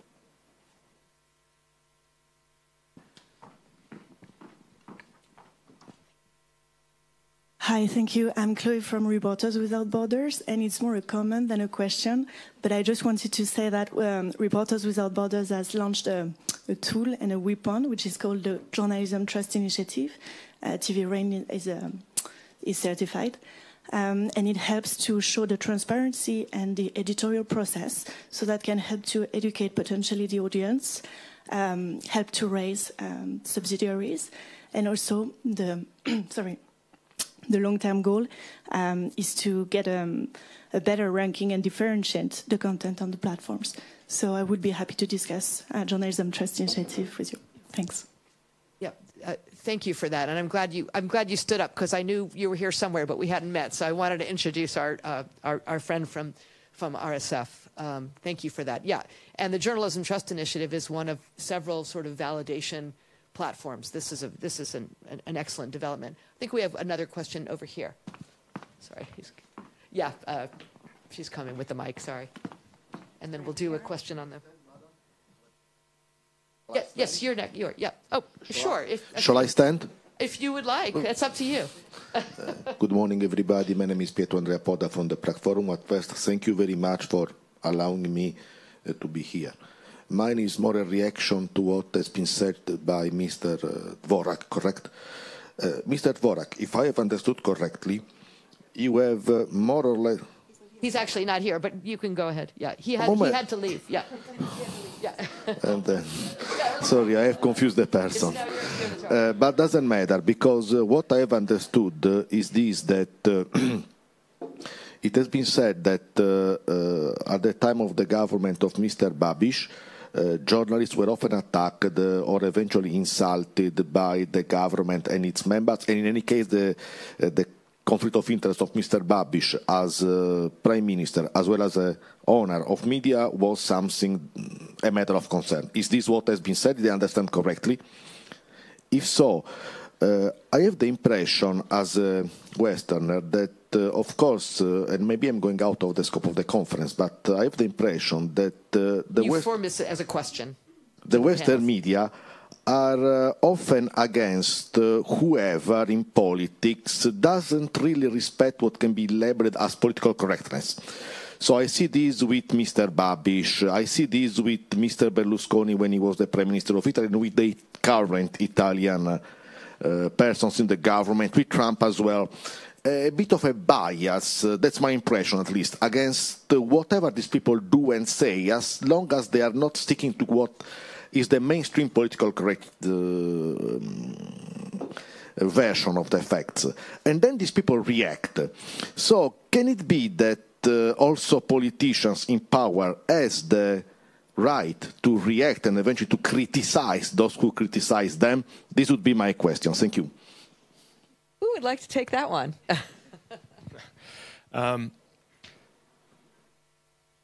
Yes, they have every right to criticize media, of course. But we have every right to hold them accountable. And it's very often the populist politicians, they don't know, and they don't get the notion that they should be held accountable. They think that they are, very often they own media, so they think that they're not criticizable. They often think that their truth is the only truth in the world, and when we expose something different, when we ask them questions, they say, no, this is fake news. I've been to Donald Trump, I covered Donald Trump campaign in 2016, and others in the United States on various occasions. And once we were standing on the media riser at the back of the conference room, there were his supporters in the middle and Mr. Trump on the riser, on the stage in front. For the first time in my life, it happened that Mr. Trump was speaking and saying, turn around, look at the fake media behind you. And everyone kept staring at us. We were never the object of any attention here. We were their public eye, covering what was going on. We should have not been the subject of attention of Mr. Trump. And everyone started showing their middle fingers at us and shouting at us and so on. And this is not what I think the politicians versus media relation should look like. We should criticize them. They can criticize us. It's fine. But this leads to attacks. This leads to the complete lack of decency in the relationship. And we should be tough, they should be tough, but this is beyond that. Just very quickly, in Poland, we had actually challenges with every single government before, also the liberal ones. But, and we had some cases, and much of tension. But never before this, for example, this access to public information has been so restricted, yes, or we are not invited to some press conferences, or no one before called us publicly betrayers, or, when we work together in the name of public interest, yes, we can criticize ourselves. It's about democracy, yes, it's about it. But there is a very, very tiny line where you can just be on the other side when you withdraw my mandate as a journalist to cover stories, because that's my job. And when politicians want to shut some media outlets down because it's not convenient, it's too much. Yes. We're going to come over here to you for the last question in the room, but while the mic is going over, and that's okay, you can wait there. I'm going to take a question online. So thank you for those of you who have stuck with us online and upvoted the questions. I love this question because in the context of it, somebody is still in the context of everything we're talking about, somebody is still asking, which I love, how to inspire young journalists to get internships and start careers in your organizations. So just the notion that all of this is inspiring people to want to go into journalism is a wonderful thing. Just briefly, who would like to just address how we encourage? I'm going to rephrase a little bit rather than how do they apply for internships? They can probably figure that out online. But rather, what do we need to do to inspire young people for careers in journalism? We want to hear, is anybody on this side of the panel wants to address that? Well, I think that even in such country in Russia where it feels that journalism doesn't change anything, that's not true. Journalism changed a lot. For example, we understand now that for our viewers in Russia, it's those who watch TV Rain, of course, they are against the war because they would not watch TV Rain if they were supporting the war. And in Russia now, it feels that everyone is supporting the war because propaganda is everywhere. And for the people who are against the war, it's really important to understand that they are not alone. And part of our work now is to show to them, to our viewers, that, guys, you are not alone. There was, I don't know, 13, 14 million people just like you. And we received a lot of feedback from the viewers how important it is for them to see, I don't know, for example, on a chat, on YouTube stream, see messages from people from St. Petersburg, from Samara, from Vladivostok, from all over the country, and to feel that there are a lot of people just like them. This is one of the reasons for being a journalist now in Russia. Thank you. That's a perfect answer. Okay, last question. Hopefully a brief one and a brief answer because I'm holding you all up on your break. Thank you so much. Hello, everybody. My name is Tomáš Bouška. I'm representing Novinářský inkubator, the journalism incubator, an NGO based here in the Czech Republic. I'd like to thank the Aspen family for holding this event and especially this wonderful panel, the morning panel. I have a little question here. How naive is it, according to you, to ask for establishing a sustainable platform for the training of future journalists, your colleagues, who could strengthen, the front line of free press? Because as we hear, and I'm sure we will hear some more about this, the free press is at stake. It will go on like this. And if there's one thing that is sure, I guess, it is that this is strongly demotivating for young future journalists, leaders in the free media. So I wonder, there's many other NGOs that I can see here in the auditory who try to provide some education, support, a career push to the emerging independent journalists. Your question is what needs to happen in order to create such a platform? If there's a way, or if this is just a too naive question. Thank you so much. I would just say I'm all for more engagement on training for journalists. We benefit from the work of many of the NGOs here in the room. We've had a lot of conversations with our European public broadcasting counterparts, Deutsche Welle, BBC, about this, because it also gets to how we can convince audiences that we're still relevant if we are doing our work in the most professional manner. We have I should also mention, we have a number of fellowship programs. People can check out our website, both here in Prague as well as in our bureaus.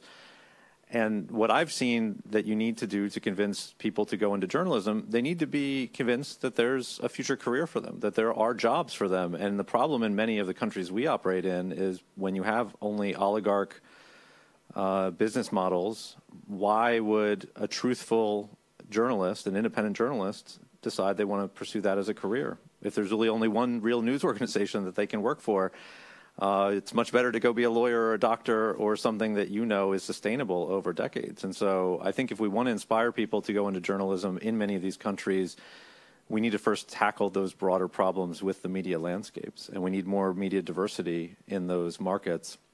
And so we're trying to do our small part with our fellowships, but that's where the donors and others, I think, need to get involved and make sure that there are viable long-term employment opportunities for people once they choose journalism.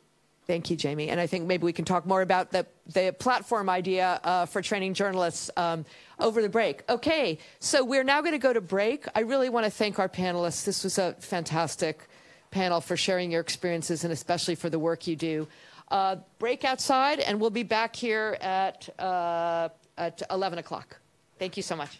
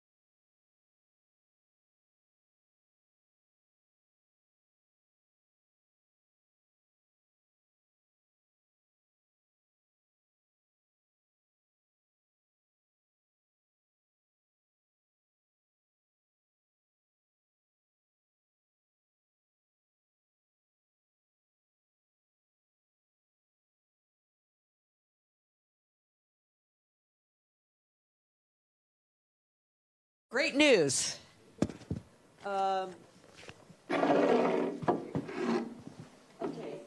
Thank you. I'm equally as excited for this conversation as I was for the last one. We're now going to be focusing on print and digital news media. I mean, there were different ways we could divide this up, but this seemed. I think there are television and broadcast news entities have certain things in common, and so do sort of print and digital, which are different. But you know, a lot of digital stems out of print, and so we've got 5 amazing journalists here who I am now going to introduce. So all the way at the end is Mateusz Kostolny. He is the editor-in-chief and one of the founders of the independent journal Deník N. Am I pronouncing it correctly? Okay, in Slovakia. For 20 years, and I'm sure we'll hear more about this, he was with SME. The last 8 years of those 20 as editor-in-chief. And I'm sure we'll hear more about why you left SME and created Deník N. Next, we have Sevgil Musayeva. She is the editor-in-chief of Ukrainskaya Pravda, a journalist since she was a young girl living in the Crimea. Ukrainskaya Pravda, which you created. You didn't create. Okay. Okay. All right. So, but you're editor-in-chief nonetheless, reaches up to for 8 years, 4 million people reporting on everything from the war crimes to Ukrainian civilian heroes, and I particularly love published an exclusive list of oligarchs' yachts and planes around the world. Next, we have Andrea Prochowska. Oh, did I get it? Oh, no, Prachavskova. Prachavskova, okay. Deputy editor-in-chief of Respect here in the Czech Republic. She's the founder of Nazavorany, which means opinionated. I messed that up too, I'm sure. Which is a nonprofit project arranging discussions for young people about the political situation and issues like climate change, fake news, and education. And we're going to talk about fake news. Next, we have Natalia Antalava, co-founder and editor-in-chief of the award-winning media startup Coda Story, which is based in the United States and also in Tbilisi, Georgia, where Natalia lives. Prior to that, she was many years with the BBC, working in the Caucasus, Central Asia, Middle East, DC, Washington, D.C., India, and has won many awards, including an Emmy nomination. And then finally, Marton Karpati, CEO and founder of Telex HU, which is Hungary's largest community-funded news service online. Marton was previously editor-in-chief of Index HU and held a variety of other roles in journalism. And just like Mateusz, I'm sure we're going to hear about your exit from Index to create Telex. Okay, so actually, Marton, I'm going to start with you because you are in Hungary, which, as we know, has a difficult press environment. So just like if you were here for the other panel, I just want to start by having each of the panelists just talk a little bit about your news organization and the context of the news media environment in your country, and then we can get into more in-depth issues a little bit later on in the conversation. Okay, hello everyone, and thank you for the invitation and the opportunity to bringing us here. In the previous panel, we heard that Poland is something like the 60th place on the World Press Freedom Index. The Czech Republic is, if I remember right, is 20th. Hungary is the 92nd. So we have big problems. In 2006, we were the 10th. So it's a deep decline. We have we have a complex and tough situation in Hungary. There are several parts dysfunctioning. The public service media is owned by or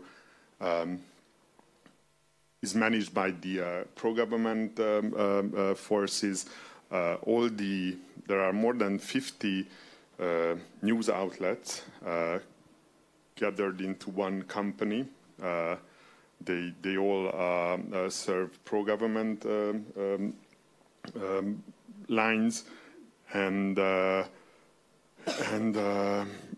it's really hard to reach the people outside of Budapest with real and independent news. You want me to talk about the Hungarian landscape more? Sure. Yeah. So this is how we look like. There's another problem, the advertisement market. The biggest advertiser in Hungary is the state. These money spent on advertisement in Hungary from the state don't go to independent sites. They only go to pro-government sites, which distorts the market very much. As an independent journalist, there are a few of us. It's really hard to... the biggest problem is accessing information. And this is nothing compared to the problems we heard from the Russian colleague in the previous panel, or what we're going to hear from the Ukrainian colleague later on. But yet it's still a problem. We don't get invitations to press conferences. We don't get answers from state-owned organizations. We can hardly talk to pro-government politicians. We have to chase them on the streets with camera, and yet we still don't get answers.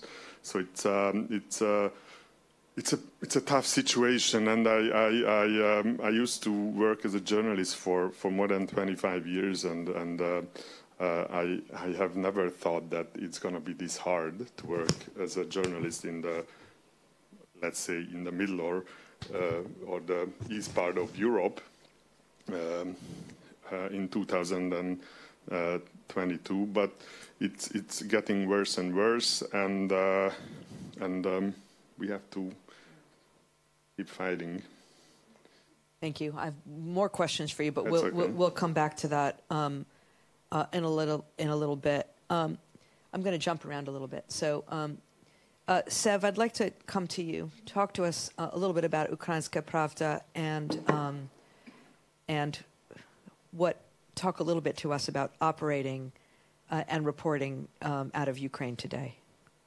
Oh, thank you for this question. So, Ukrainská pravda is leading newspaper in our country, and for the first months of war, we had around first days actually around 7 million readers, then 4 million for maybe 6 months, and now it's around 2 because people, I think that they're tired about Ukrainian news and about like grief and everything you receive on the daily basis for the last 9 months already.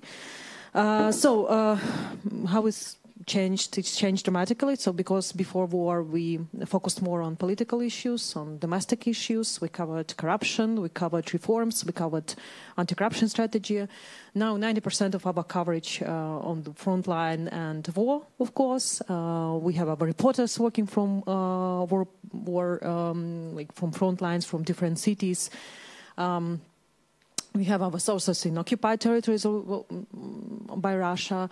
So, and only 10% maybe about political issues, corruption and investigations. And even such news irritates some readers because they think it's not time to publish like controversial or maybe things that can ruin, for example, the support of Ukraine. So, and about our work during last 9 months, so I think that I feel myself as Robinson Crusoe, and you face with new incredible challenges every single day. And it's all about like financial pressure. It's about emotional pressure.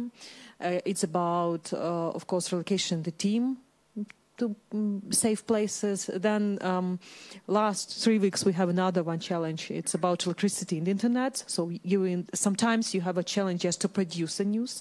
I remember I left Kiev on Wednesday evening, and on Wednesday morning I was trying to join Starlink to the generator. And I think that it's also about Ukrainian reality now, when you're trying to join, to connect Starlink with a generator that works on fuel. And I think that like two realities meet in Ukraine now. But still our people and our team, of course, people are really exhausted emotionally, but they want to work. They have this passion because it's the battle for our country, the right to our country to exist. And about my emotional pressure, I want just to show you not a picture, just a current situation of our newsroom, because two of our colleagues, for example, they decided to join army. They went to the front line as a soldiers, and with they explained me that in such situation, it was the right choice, because you have this conflict between your citizen or your journalist every single time, and when you understood that maybe you will be better soldier, you join army. So, and he was he's a brilliant, for example, last one, he left around 2 months ago. He's a brilliant videographer. He made wonderful stories from different parts of our country. But then he said, okay, I have only one country, and I don't want that Russia will come. And so then 3 of our colleagues already, three colleagues, our literally relatives died in different circumstances. So one, my colleague, then the soldier, the father of my colleague that's responsible, for example, for English version, he died as a soldier, and the father died as a civilian. He was killed by a Russian soldier in Bucha in the beginning of war. Still 5 colleagues, they have their relatives that live in occupied territories, and it's also about emotionality of this war. So because you think about them every single moment. And 2 left the country because they won't take care about your kids. It's all about like terrible choices you face every single day. And I want to mention that already in this war we lost 8 journalists who were killed in lines of duty, and 36 journalists who just decided to go to the army and fight. So, thank you for sharing that. Many more questions for you to come. I want to next, Natalia, go to you. If you can talk a little bit about Coda Story, and particularly the context. I realize you also operate in the United States. We could talk about that at another time. But to talk about the context of what your experience in Georgia. Yeah, sure. Sorry, I was just consumed by what Sevgil said about Ukraine being all about terrible choices. So Coda is a thematic newsroom, and we cover roots of global crisis. So we don't operate in any specific country. Most of our audience is in the U.S., but and part of the editorial team is in the U.S. But we really try to figure out the patterns and how things are connected, how the context to the news. And we didn't set out, one of our main themes is disinformation, but we didn't set out to cover disinformation in the beginning. We very much wanted to create, I left the BBC because I wanted to create a newsroom that really focused on context and continuity. And actually one of the kind of in the very beginning of setting up Coda, I remember when we were brainstorming with lots of people, the concept and how we would actually do it. It was during the first invasion of Ukraine in 2014, 2015, and someone called me and said, listen, I'm watching Ukraine on the news, and can you explain to me what's going on? And that's very much what we were inspiring to do, is kind of like create that context. And since then, you know, disinformation came out, coverage of disinformation came out of our first project, which focused on LGBTQ in Russia.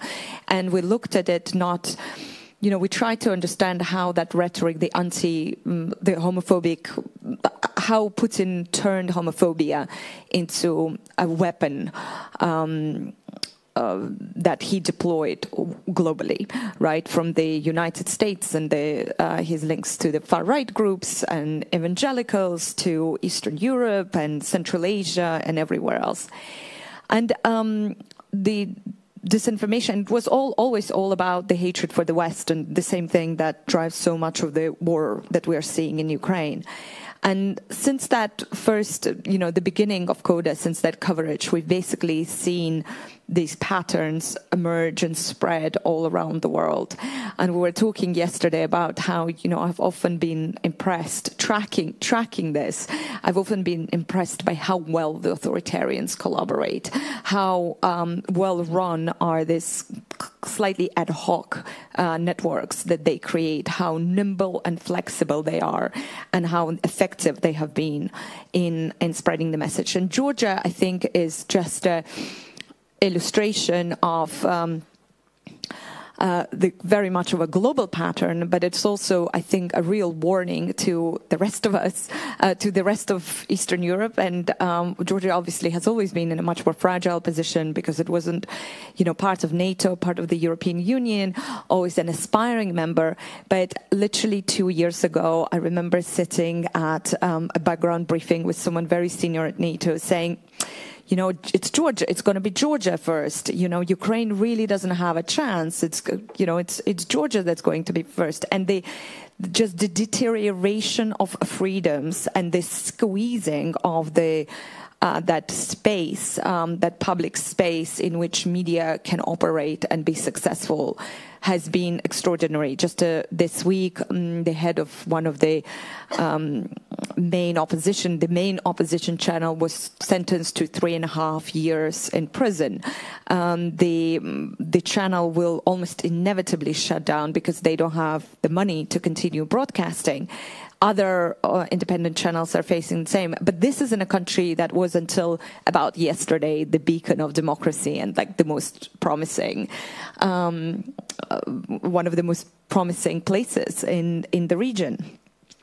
So I think, you know, it's really underlines the urgency of action, of doing something and creating, you know, rethinking our approach and what it has been, because it hasn't worked. We are backsliding, and I think it hasn't worked for a whole number of reasons, and maybe we'll go deeper into it. But, you know, I was listening to the previous panel, and there was so much, you know, great stuff. And one of the things that Tikhon said was, you know, at least we're not in the 1970s, like at least it's not the Iron Curtain. But I think, I wonder more and more at times whether what we have today is actually worse, because I think, you know, noise has become the new censorship. And for journalists to be getting through this noise is becoming more and more difficult. And unless we find a way of breaking through that wall of noise that is polarizing our societies and breaking journalism and democracy with it, we are in deep trouble. Thank you. And I want to come back to the role of the platforms and mis and disinformation and that noise you talk about. It's an interesting perspective to say, is it worse than when there was access to no information? Matusz, I wanted to come to you next to talk about Slovakia. Thank you. I mean, I feel strange to talk about Slovakia because compared to Ukraine, it's so stupid to talk about Slovakia and our problems.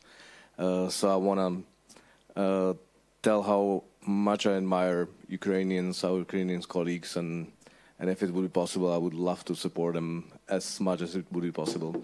We're trying to do some kind of help. We have some Ukrainian journalists working for us. but it's still not enough, and it would be much better if it would be possible to do more. In Slovakia, I mean, we are a normal country where there is no war, and that's it. So we have our problems. We have stupid politicians who attack us verbally, but we are not dealing with problems with electricity or heating or whatever. So we're lucky to be in that position, and I feel free as a journalist in Slovakia, which is again not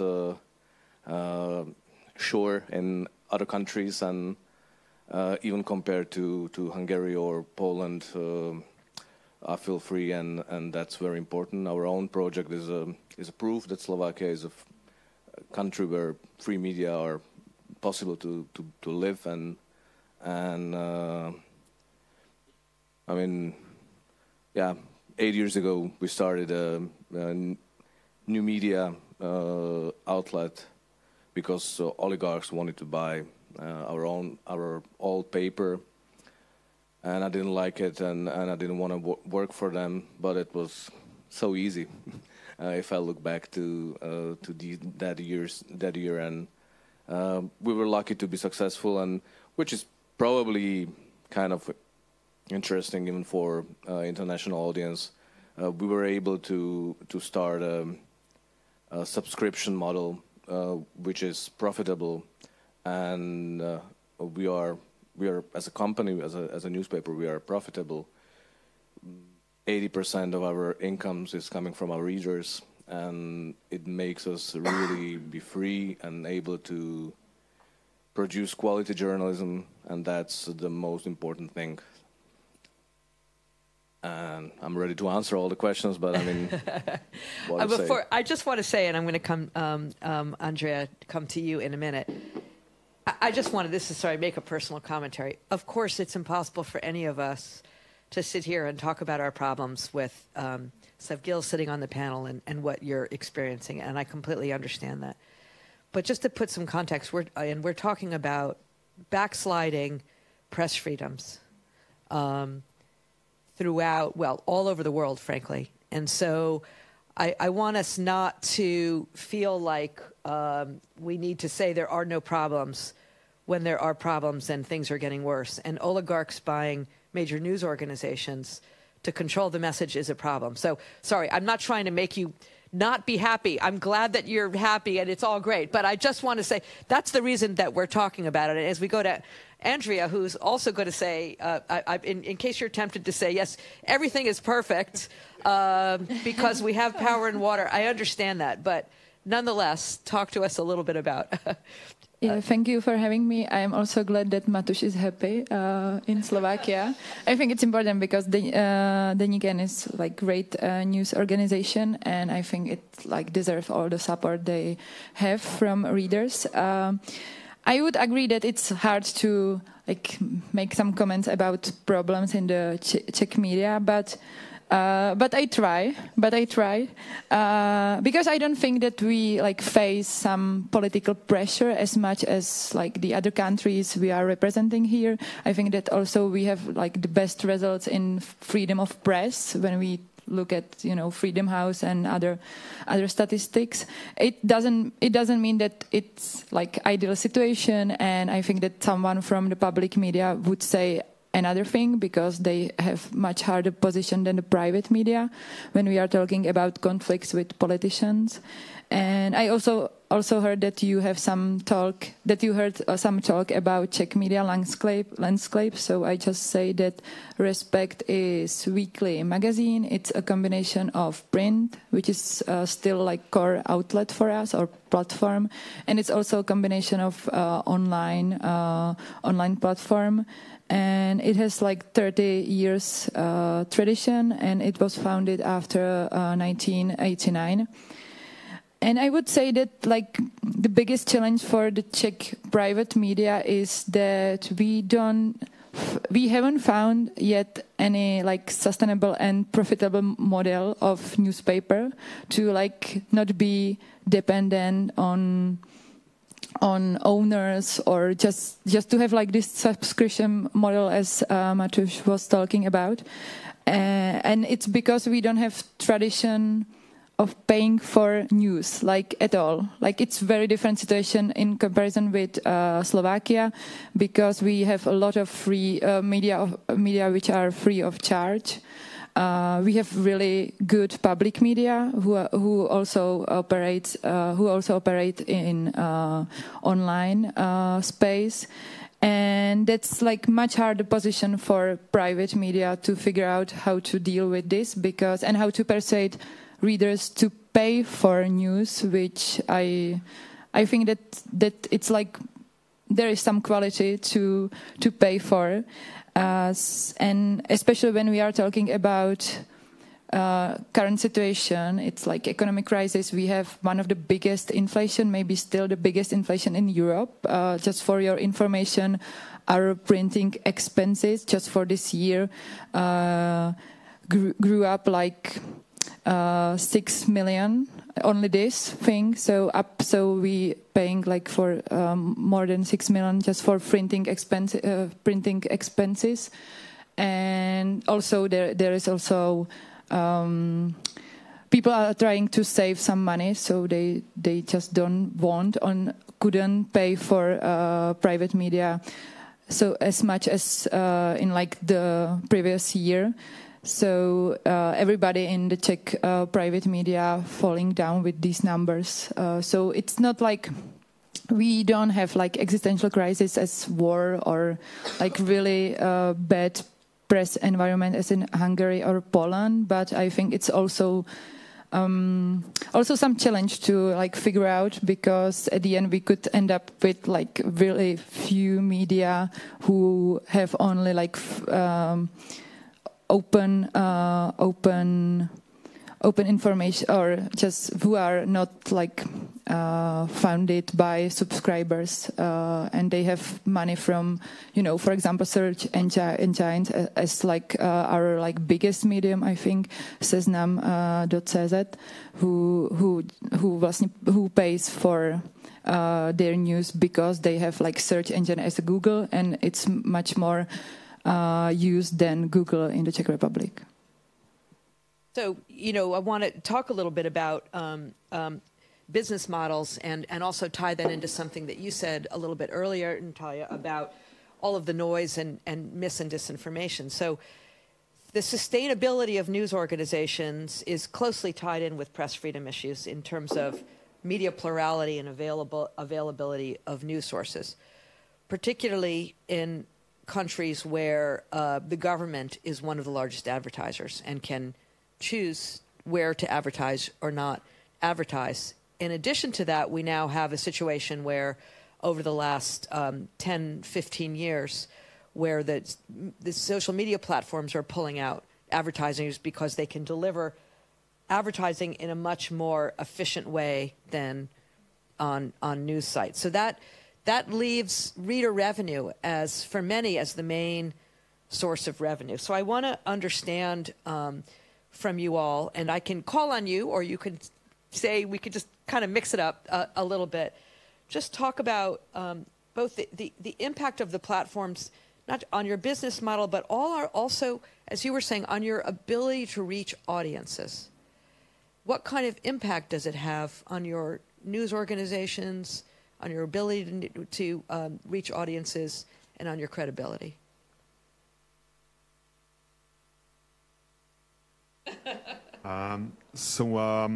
We have a special business model. I didn't talk about it before. We used to work at Hungary's biggest news site, which is called Index. And at one point, some government-linked oligarchs came onto the board of the company above into the publisher company of Index. And at one point, they had some ideas and strategic ways what we should do at Index, and they were just, that was a worrying sign.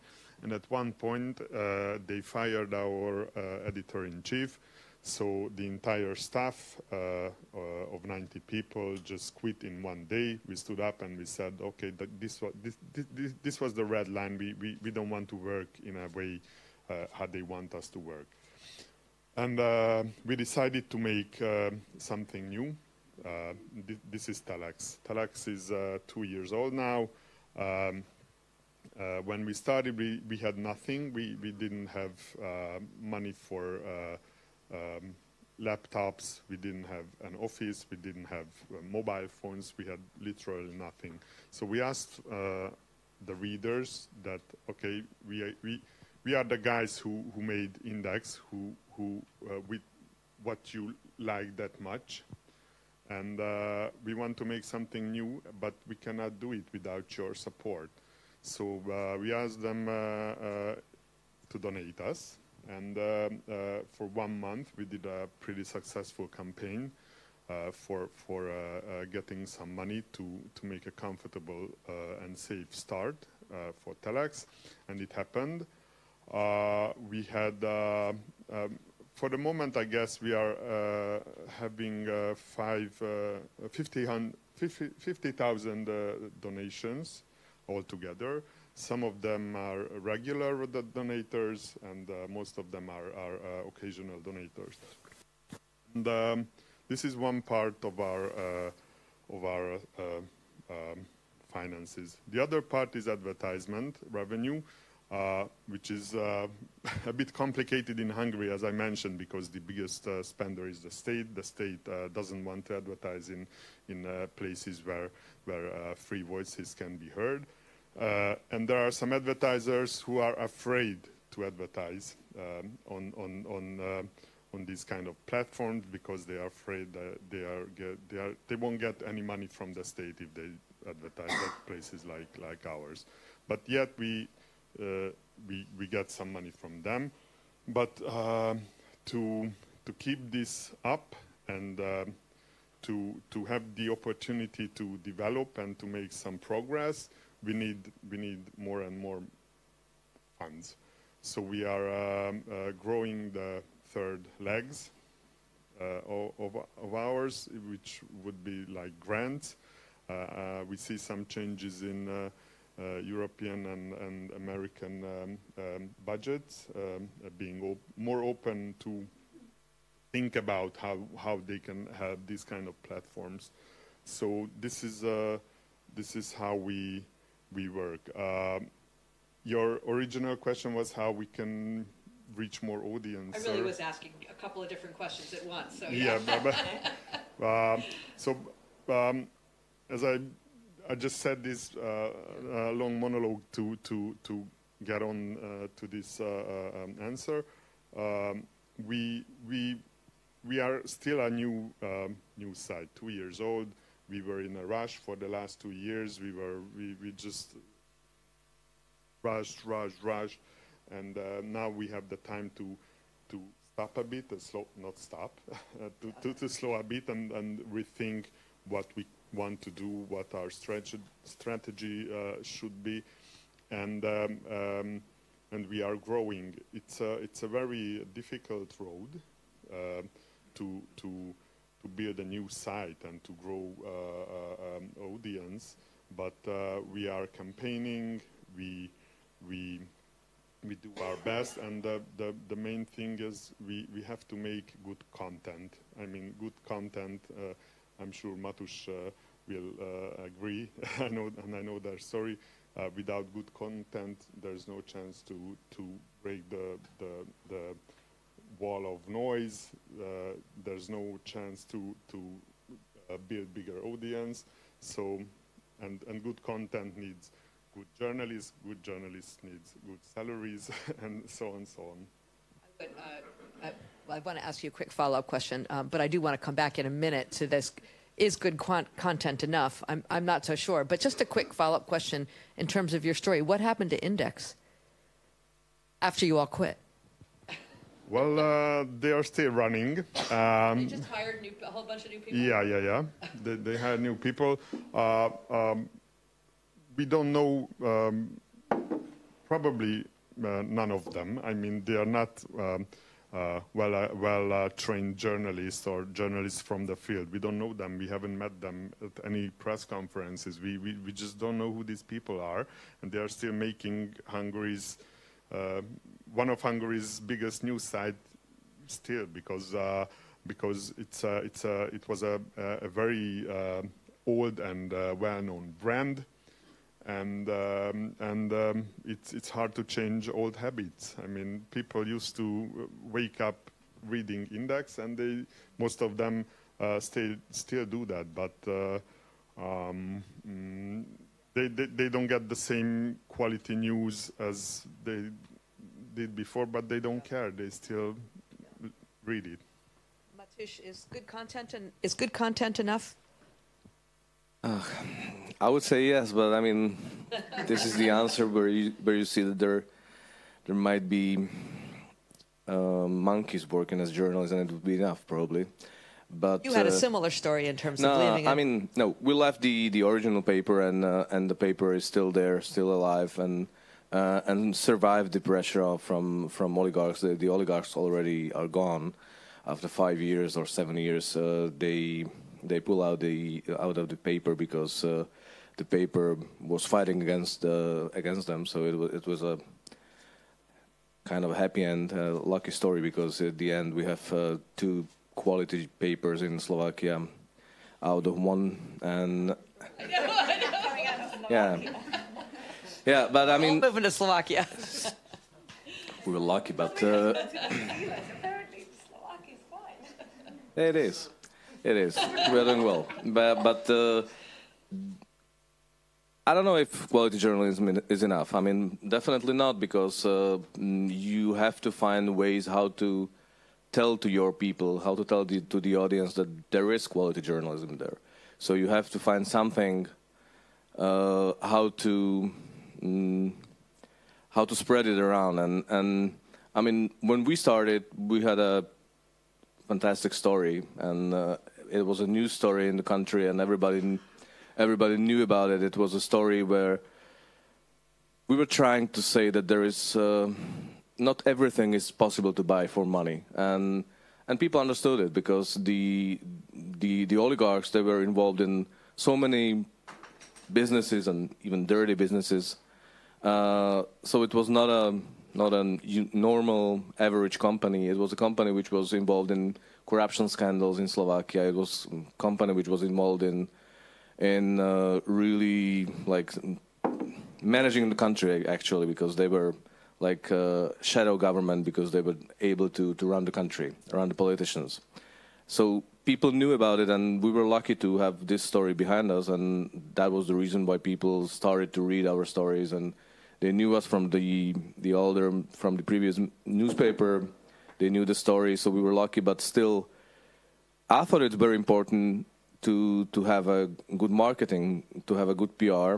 But we didn't have any agencies to do it for us, and I really didn't want it, because it's.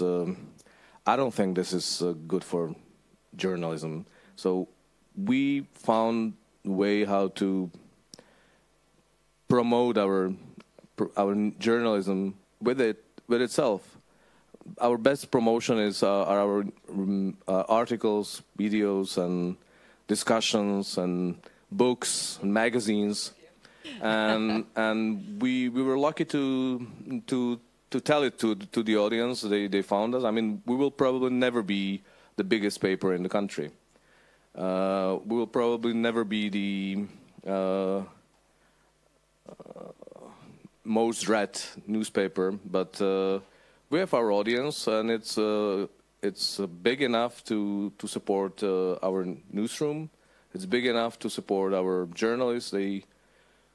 After years, they are already the salaries are comparable to the salaries on the market. After years, we don't have problem to buy a second car for the newsroom.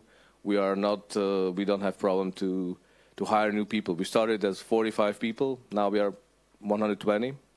We invest all the money we receive from our reader. We invested into quality journalism. So I don't have a special office. I'm sitting with my colleagues in this newsroom. I don't have a car or assistant or whatever. We don't have PR people working for the newspaper. We have only it's out of those 120, 100 are working on content, and that's it. Andrea. I would like to follow up to what Mother said, because I think that like good content is a very important part of like have readers and have money, but it's also about like saying that you have like good journalism, and it's I think it's hard because Respect is the biggest like weekly magazine in the Czech Republic. We have like 30 for each issue by approximately 35,000 people in the Czech Republic, which is big number. But also even for us, like each 100 up to that is like really big deal, because it depends on every reader we have to like have more money, and there is really hard to persuade new people to come to Respect or other Czech media we have here. And like when I said that I think that the good content is not enough, is for my experience, I did like one of my biggest investigation was like 2 or 3 years ago. I wrote an article about the fact that Czech president and his people tried to influence Kurds' decisions, and it was like huge court decisions. It was a huge story, but it was the less sold issue in like 2 or 3 years of Respect, because a lot of media who are free of charge took this information and rewrote it in their articles. And you know that's hard to figure this out, because how to do like good journalism and also investigation when you don't have any money from this, because it's so important that every other media write about it. And like also the biggest number of newcomers to Respect was after like the lost elections, for example, when Zeman won the presidential election, or when Andrej Babiš won parliamentary election, or when some politician attacked or verbally attacked our colleague. It's not about content. I don't see any like connection to the good content when you're talking about like rising huge numbers of readers to our sites. I don't think that our readers think it's not important, but it's not the main cause in this landscape. Natalia, I have a feeling you're going to have a slightly different view on, since you already expressed it, about how you cut through. Yeah, I think I'm a big believer in the power of storytelling, and I think, you know, one kind of partial answer to that, I think we as journalists often underestimate the superpower of journalism, which is our ability, like stories that delight. Like I think stories that delight manage to capture people's attention, and I think it's because getting through the noise means getting through the apathy, right? Getting through the fact that, well, yeah, we expect the oligarchs to be the assholes who steal all our money. Like, okay, Panama Papers, big investigation, and not to this, incredible investigations, you know, incredible journalism that's done, but you know how much of it there is such complacency and apathy in the societies, because there's so much that is coming at them. You know, war fatigue now is a real issue. Protest fatigue is a real issue. You know, people get bored, and newsrooms hop from one thing to another to another. So people, the audiences aren't invested. So, but telling good stories is really important, and it is one way of getting through, but it's not enough. Good content is not enough, and I think you know, you said how do platforms define us? Obviously, we are an example, and I believe you are an example, and you are an example. I mean, you come from more legacy, like print publications, but the Coda wouldn't exist if it wasn't for the digital world. Like, that's what enables us, that's what gives us the voice. But the same platforms that give us a voice give voice to all sorts of other people. And the business models of the platforms that we use to reach our audiences are built around the disinformation, around fake news, around clickbait. That's the stuff that spreads. So we're kind of, swimming against the current. And adding another layer to the problem is that increasingly, I remember I had never been to a journalist conference before I started Coda. I was a reporter, and I remember going to my first journalist conference in about 2015 or 2016, and Facebook was like a little booth in the vendors section. By 2019, same journalist conference, Facebook was the main funder with the keynote address, no questions allowed to ask, and we as an industry have allowed this to happen. And there's so many newsrooms, especially, across Europe and across the West, because I think, once you get to Ukraine, Russia, Georgia, I think it's Philippines, these are different markets and different kind of battles. But there's so many newsrooms in the West that are taking the platform money and are reporting on the consequences and the ways that platforms are reshaping and this delivery of information mechanisms are reshaping our societies, really. So I think, one thing that we can do as journalists, and there are various things that other kind of actors can do, but one thing that we can do is to hold platforms accountable more. And there are lots of stories that can be told and need to be told. I think Ukrainskая Pravda has done some amazing work on kind of exposing the role that Facebook has played in, changing and manipulating the information climate in Ukraine, where we had local journalists in eastern Ukraine fleeing Russian bombs, but also losing their communities, audiences, and businesses because of Facebook algorithms. And, I think Sevgil's newsroom is one of the newsrooms that has people who understand how they work and have looked into it. We've covered it as well. So we need more journalism on that, but also we need to rethink how, on a much bigger level, how our information space is governed. And, obviously Musk and Twitter are just the most dramatic example. We'll get to Musk in a minute, but and I want to come to you, I have a lot of comments, of course. I will start with a business model. So we had a sustainable business model before the war.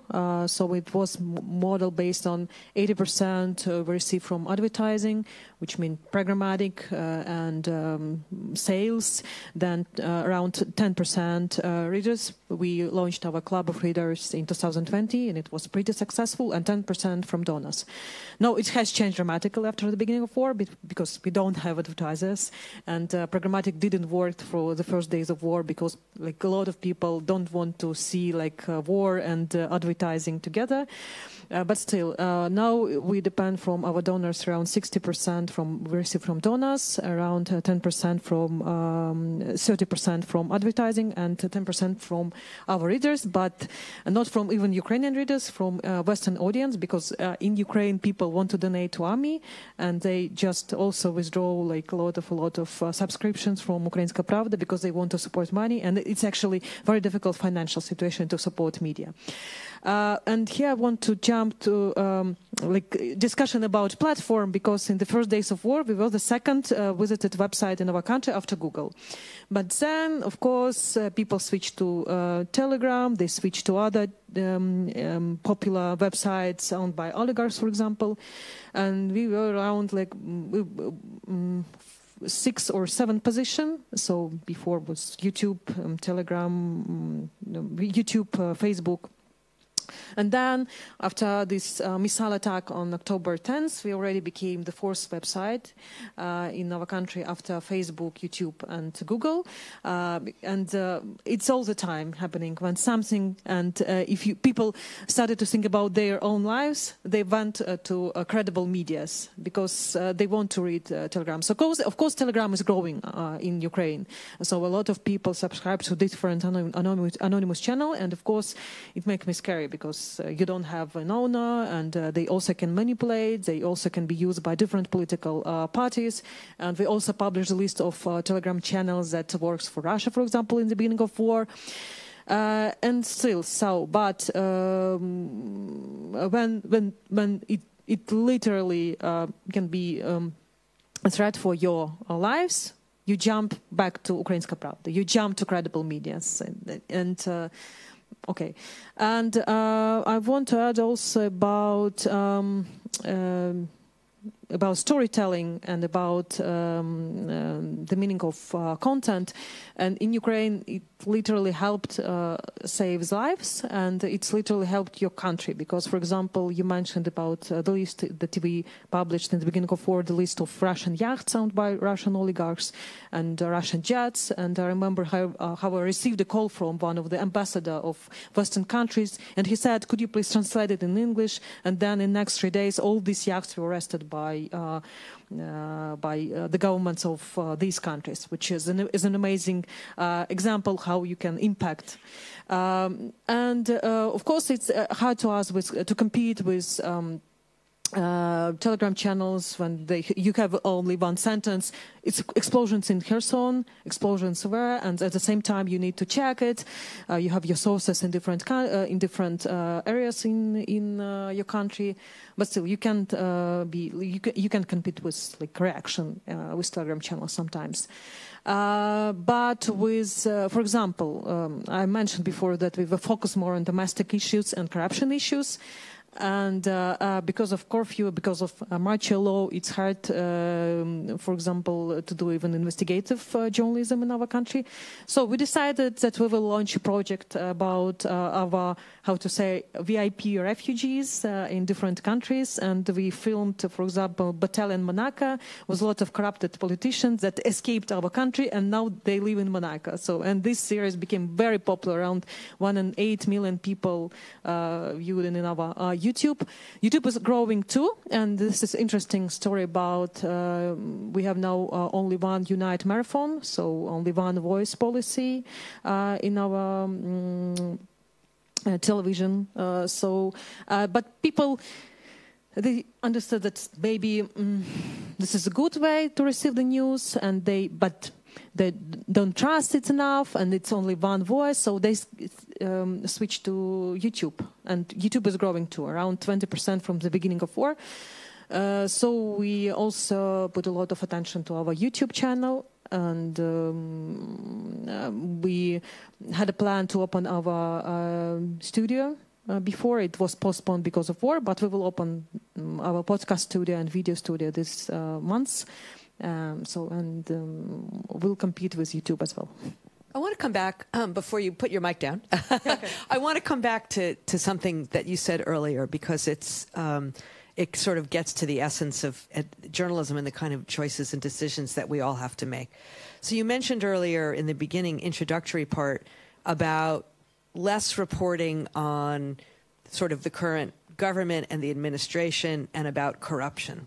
And unlike in every other country, the concern there was not about the government coming down on, I'm assuming that you're going to be, shut down or shut out of business or you're going to be attacked. It's your readers who might be questioning whether you should be, even if it's perfectly legitimate, fact-based, sourced information, whether you should be doing anything to criticize the Ukrainian government at a time when your country is in a fight for its existence. So just talk a little bit about how you make those kinds of decisions. Oh, it's hard. It is literally hard. And I remember in June, for example, we published a big investigation about our former ombudsman and her misconducts with information, because she published a lot of incorrect information, for example, of sexual violence. And we received thousands negative comments, and people said, okay, you want to be in like a white coat during the war. It's not about journalism, it's about fighting. So you helped Russian propaganda to achieve their goals, to say that Ukraine lied. But still, a lot of journalists supported us, that it was a right choice, and you have to fight for European values. And here I want to mention one of my favorite examples of this choice. My good friend of mine, tutor Alan Rasbacher, who is a former editor of The Guardian, and they published a story about Snowden, and they also received thousands of negative comments. And then he was invited to a British Parliament, and he received like one short question: "Do you love your country when you publish such stories?" And he said, "Of course I love, and my country is democracy." Alan Rasbacher, the editor-in-chief of The Guardian. Yeah, and he said, "Of course I love my country, and because democracy, my country is democracy, I will fight. And one of the characters of democracy is freedom of speech, and I will fight for it." And of course, my country is democracy at war, but it doesn't mean that for us freedom of speech is not important, and for us it's a value. Two journalists of Ukrainska Pravda were killed for the last 16 years for this right. And of course, I think that it's also like the big difference maybe between the Russian market, media landscape and ours, because we were fighting all the time. And in our country, for example, the murder of journalists went to the protests, for example, and first protests in 2002, they happened after the murder of Georgi Gangadze, who was the founder of Ukrainska Pravda. So, and actually, the murder of Georgi Gangadze was also like a base for protests in 2004. So for us, the violence against person and freedom of speech are real values, and we will fight for them. We're going to move to questions in a couple of minutes, but I want to ask the panelists each to just speak very briefly. It's the same question that I asked to the last panel. What do you need? What is going to help us either achieve greater trust, greater freedom, or protect, in the case of Slovakia and the Czech Republic, protect the freedoms that you feel you have? So in the last panel, some of the panelists talked about, transparency, explaining how they work, talked about world leaders speaking up on behalf of press freedom. So what can we take away that would be useful both to your own news organization as well as to the greater case of a pluralistic, independent media? And I will, if whoever would like to go first may, otherwise I will ruthlessly call on you. Anybody? Oh, go ahead. Okay, there we go. Yeah. The things you mentioned are all very important. You can repeat them, it's okay. Now, I mean, the big challenges for all of us, I think, even in Slovakia, are fake news and bullying and slapping and these kind of things. Slapping as in frivolous lawsuits. Yeah. And I know it's unimaginable in Hungary today that politicians in power would stand up against journalists being bullied. I mean, independent journalists being bullied. But some kind of quality assurance system for trustworthy news would be a good. Our friend from RSF here, yeah. Yeah. Okay. I didn't know. So I'm thinking about this a lot, and when you travel on a plane or a train or in a car, you have these assurances from the industry that, okay, this airplane is safe enough to travel, this car is safe enough to drive, this chair is safe enough to sit on. Why don't we have a system for I know it's difficult, but there are some measurements that could be taken. I mean, if you don't know the ownership of a news organization, then it's not trustworthy. Come on, if you don't know where they get the money from, they're not trustworthy. And this has nothing to do with content. This is about how they work, how trustworthy their background is. So the News Trust Initiative and several others are doing just that. And I will also remark, just because I can't help myself, that Twitter has this amazing system where it can't validate the information, but the blue check mark can assure you that the person who's tweeting is who they say they are. It's brilliant, and it's about to disappear. Sorry. Yeah, that's a nice move. Yeah. You can buy it for $8 a month. Go ahead. So, you know, I mean, trust is such a hot topic in journalism now, and everyone's like, "What do you get? How do we get the trust back? And what do we do about the trust?" And I kind of think we know the answer.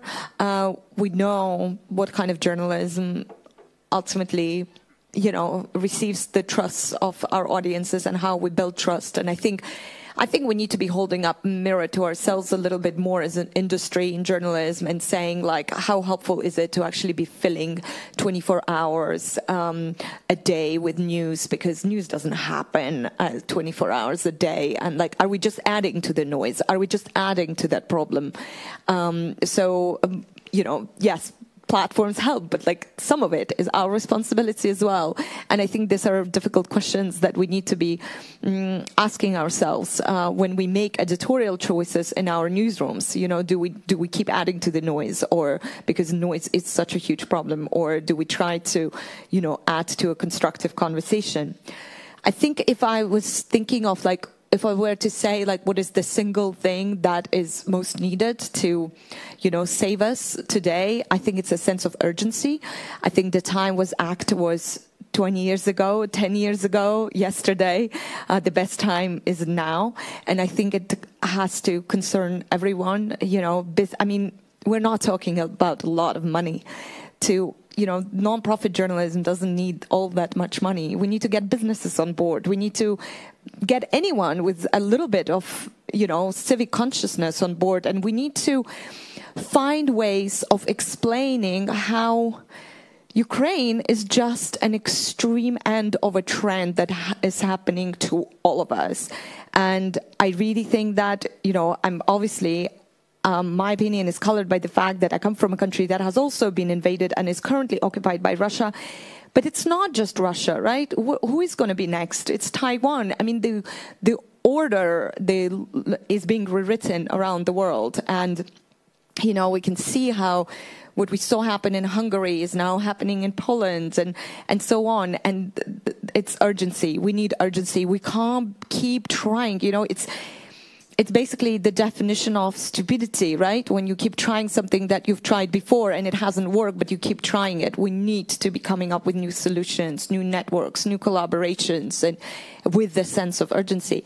And I think another last thing, Sevgil and I were talking about it earlier, and it's a conversation that I constantly have with my Russian colleagues is, you know, that big question now is like that question of collective responsibility.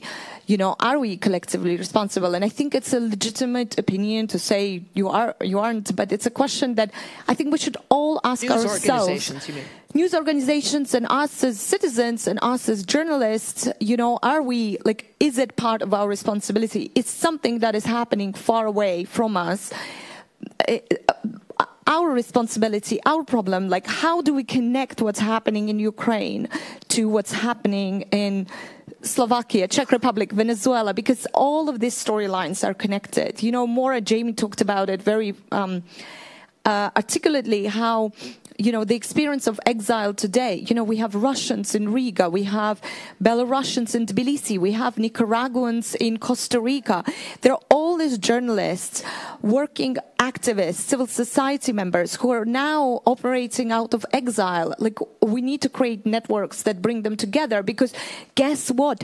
The reason why Nicaraguans are in Costa Rica, where this space is shrinking, is because Nicaragua learned from Russia and adopted a copy of the Foreign Agents Act, and that went around the world too. we need to become a little bit more like them and learn from each other. And we need to do that with a sense of urgency. Well said. Thank you. Should I go? Okay. Yes, please. So speaking of the Czech Republic, I have like 3 points, I think. The first one, I think that we have to start talk about our work as a journalist, what we do, what are the challenges we are facing, what's the process behind each article. Because I think the content and what I said earlier, that it's not like enough, but it's also important to know what's behind this process. We are like, because how you could persuade someone, it's important when he or she doesn't know what's behind it and why it's important. So this is the first point.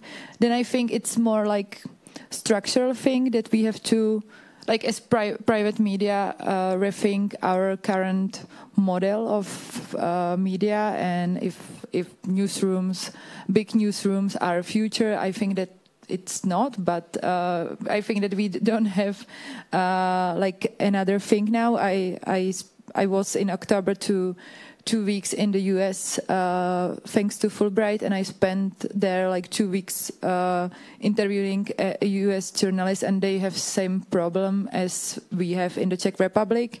Only one difference is that they have more money because they have international audience, but they also they are trying to solve how to function and how to get the money for good and quality journalism. And the last thing, it's really inside of media, but I think that we need some platform, like functional body of journalists, like independent body who would lead like the discussion about journalism in the Czech Republic, because we have something like this, but it doesn't function as good as I think it could be, and we don't have any discussion about how we perceive some events in the Czech Republic, how we write about things, what are the ethical things, which are not, etc. So this is like my 3 points to this. I want to give you the last word. So I'm going to go to you. Okay, I'm gonna be probably like there is no need to repeat things which were already mentioned. So I think we need to show that we are human beings. Journalists are human beings, and we need to show that there is being a journalist means that you have a passion for it. So we probably, as journalists, were trying for years and years and years to show that we are called professionals. I mean, I don't say that objectivity is a bad thing, but we were trying to be, or the symbol was to be cool and not to be passionate, and I think it's wrong. I mean, we need to show that we are reporting and we are writing about the stories around us, but we are part of the story, and it touches us, and we have to be there, and we have to show our readers that we are in the same position as they are. And it means that we have to admit sometimes that we are wrong, and we have to correct ourselves all the time. But it means also that we are as they are, and that might be the chance for us to persuade them that there is a need to read and to follow journalists and to support journalism. That sounds like that resonates with you. Thank you so much. You know, 4 years ago, I dedicated my research paper, and the title was "How to Build Trust in Media When Society is Polarized," and it was dedicated totally about Ukrainska Pravda and challenges we faced that time. And also for the last 8 years, I heard like so many times that, okay, this year Facebook will kill you, this year Telegram will kill you, this year Twitter will kill you, okay? And also oligarchs created a lot of medias, and they promised they will kill Ukrainska Pravda and our existence. So, but we follow our principles, our rules. We are together with our readers, and actually talking about my research paper, I created 3-4 important points. First, follow principles, publish principles and rules of your newspaper. Then readership model, of course, it's important to have a connection with your readers, and we organized a lot of events together with our readers. We went to even ecological prospection, so etc. So then ombudsman position, we didn't create it yet, but we are thinking about it. And the fourth, financial results, transparent financial results that you can publish on your website. But still, this war, I want to say it's changed my opinion about a lot of things, and also the sense of existence of myself, because I think that the most important thing is empathy. It's empathy for people and for your nation, for your countrymen. And I remember how I went, for example, for territories that they were under occupation for months or 2 months, and people will literally cried when they understood that I'm a journalist. Because and they told me that the most hardest part was not being without food, without electricity, but the most hardest part was to be out of news, not to understand what's going on. And I remember how 28th of February, I received a call from my good friend of mine in Mariupol, and Mariupol was already occupied. And he was crying, and he told, I know that Kiev is already surrounded. And I was trying to explain, no, it's not true.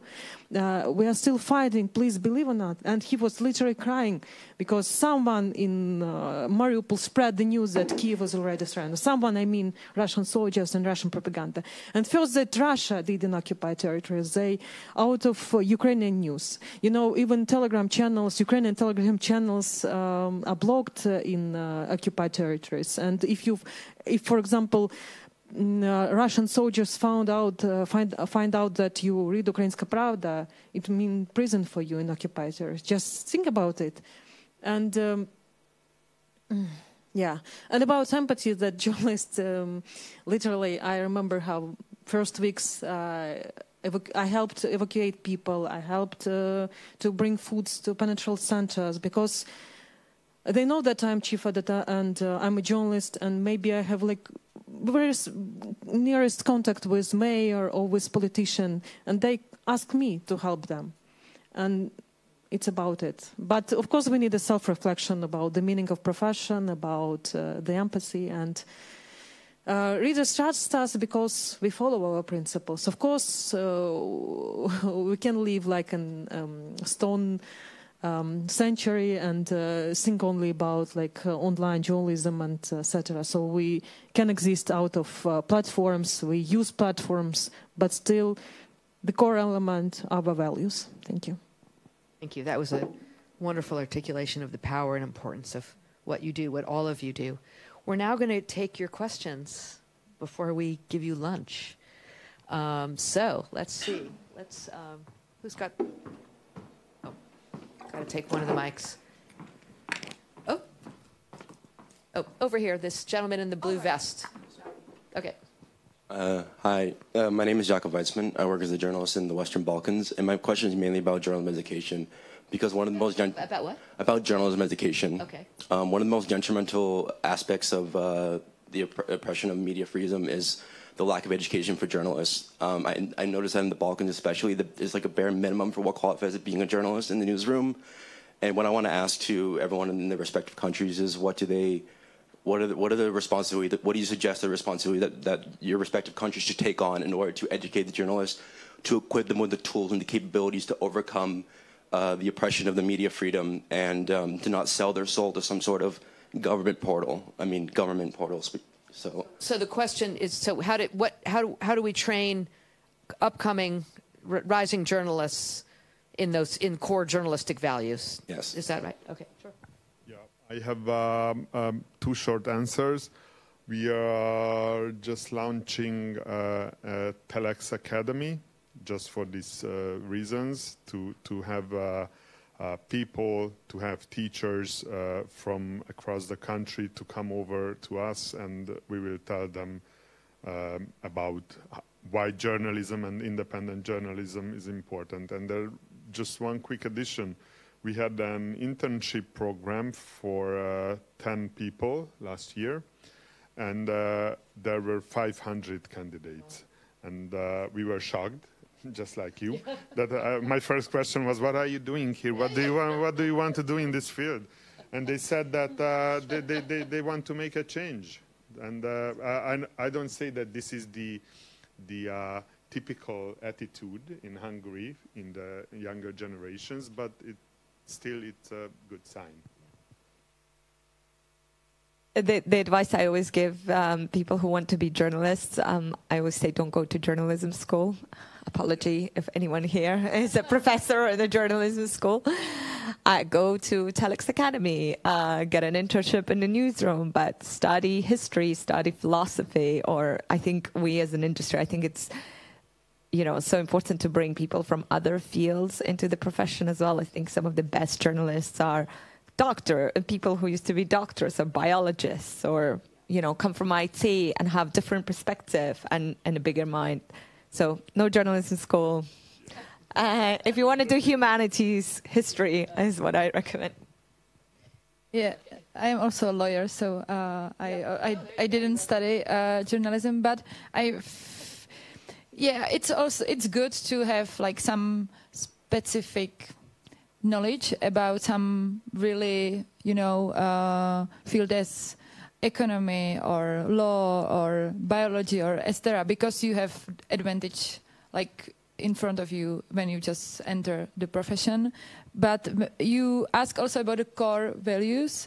Many newsrooms in the Czech Republic, I think that they have like really strong tradition to work with journalists. There are a lot of internship. We have open internship also not only for people who study journalism, but also from like other areas. So maybe I think that you can gain these values through everyday work in these newsrooms. Like not at everyone at all newsrooms in the Czech Republic, but most of them are good at working with journalists. And I would say you couldn't make a mistake when you go to the public radio, go to some private media such as Respect, Deník N, which is the sister of Slovak Deník N in Slovakia, and other newsrooms. So I think that's the best way how to sense these values. Oh, sorry. I'm really sorry about that. We have our School of Journalism, and this School of Journalism was created by Pavel Shremet in 2015, and in the dedication of his memory, we still continue. And already we have 7 members of Ukrainska Pravda team from the school, alumni of the school for the last, 6 years. And I love young generation, and I think that an editorial team, Ukrainska Pravda editorial team is unique because we have people that work, for example, who work with Georgi Gangadze and who remember him, from 2000, and we have a young generation, and 22, 23 years old, and I love them because they bring something new in our newsroom, and they're so great. You even learn from them. For example, our youngest reporter, frontline reporter, war reporter, she's just 23 years old, and she's extremely brave. So I asked her not to come to some front lines and frontline territories, which are really, really scared, and she went to them. So, and I learned from her actually, which is great. And I think that it's also about that you need to create your team in your media with different generation, with different perspective, to keep your institutional memory and to have new generation and new energy. I think I'll answer your question. That understand the question as there's a need to change the education, but in journalism, because in the last 20 years journalism changed so much that it didn't change that much in last 100 years before. And as I see it, the journalistic schools that are not adopting to it as fast as it's happening, which is, I mean, understandable because it's really going too fast. So therefore, I would believe that there's a chance to learn more about journalism in newsrooms than in schools. I mean, I studied journalism and then I studied international relations, but I started working in newspaper when I was 19, and that was my university. And that's it for even today, because the best journalists, I mean, some of the best journalists in our newsroom are people who attended the newsroom in their early 20s, and they're still there with us, and they're the best ones because they feel the rules, they feel the standards, and might be that they like the job. Certainly learn by doing. Okay, let's go to the next question, and not everybody has to answer every question. I will be very quick. Okay, then we'll come here. Yeah, yes, go ahead. You have been talking about quality journalism, and I was wondering, I mean, what's happening with people who are young, who are about 20, who definitely are lost for legacy media and are not the target group, the readers. Is it something also in terms of sustainability that worries you, that you are trying to engage them, that you are trying to explain some media literacy? What's the difference between social media, information, and quality journalism? Thank you. Just take one or two answers. We don't have to have to everybody. So if you feel, go ahead. Sure. Yep. You know, I also always feel that like this whole question of like we need the young audiences. We need young audiences. It's like the holy grail of journalism, and it never, like, no one ever has a solution, because, you know, I think people come to serious journalism a little bit later in life, and they're majority of them a little bit less interested in their 20s and 30s, and I think it's also okay. I'm not sure there is a need. I mean, there are lots of, obviously, broadcasters and publications that target specifically young readers, and that's great. You know, have programs that target young readers and so on. But I also think it's I think we're kidding ourselves a little bit when we think that someone is going to crack it. I don't think anyone will. I think they'll come. We just need to trust that they'll come. I may be totally wrong, obviously. Hi, my name is Anna Zamec. I work for a Czech NGO, People in Need. I have a question to Mr. Matouš Kostelný about Slovakia.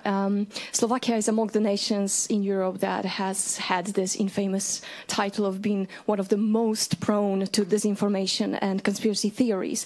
I wonder, how does it affect your position in the market as an independent media outlet?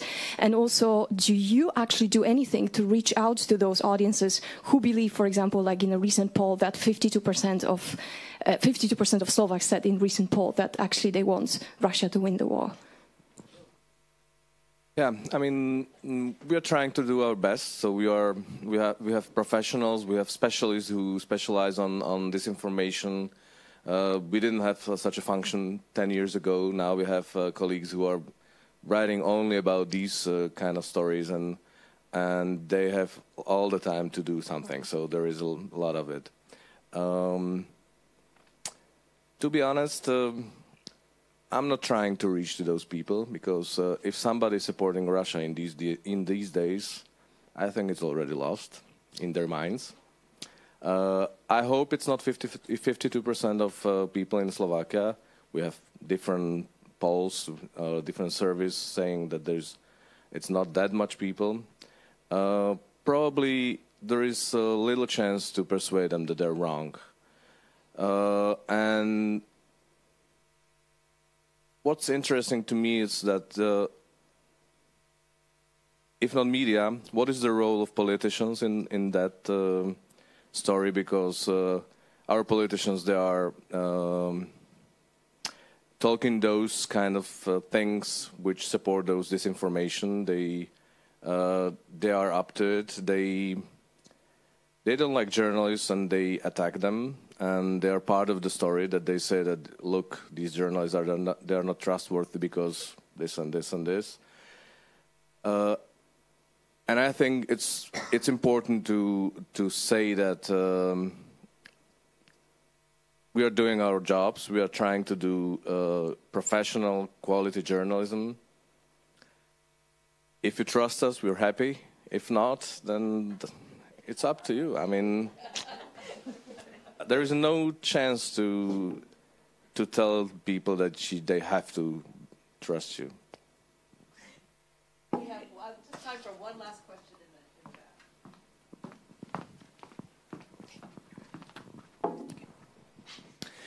I'm Jan Dvořák. I'm the publishing editor of Aspen Review, which is a magazine published by the Central European Aspen. And I have a question. What can we as media, or what are you as media doing to fight or to just strive against populist in politics?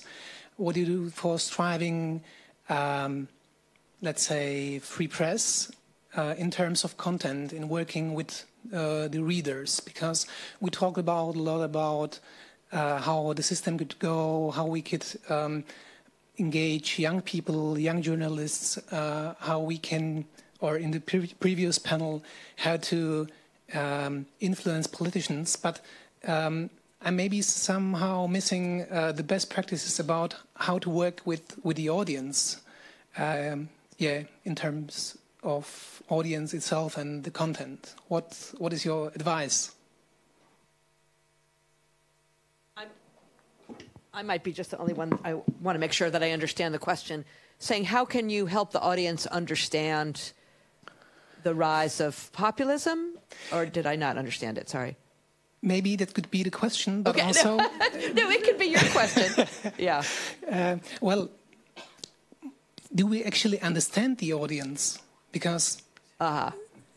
Okay. Yeah, because the populists are... or the people are listening to the populists. I see. Okay. And my question would be, what can we do as media, as journalists, to fight with it, or what are the best ways? Is it? How can we counteract the message that's coming from the populists to help the audience understand? Well, but there's an easy answer to that. I mean, you have to communicate with them. That's the only chance, I guess. I mean, you have to communicate. You have to ask them. You have to count what their interest is, and you just have to communicate a lot. It's tough. It's a lot of work, but there's no other options, I guess.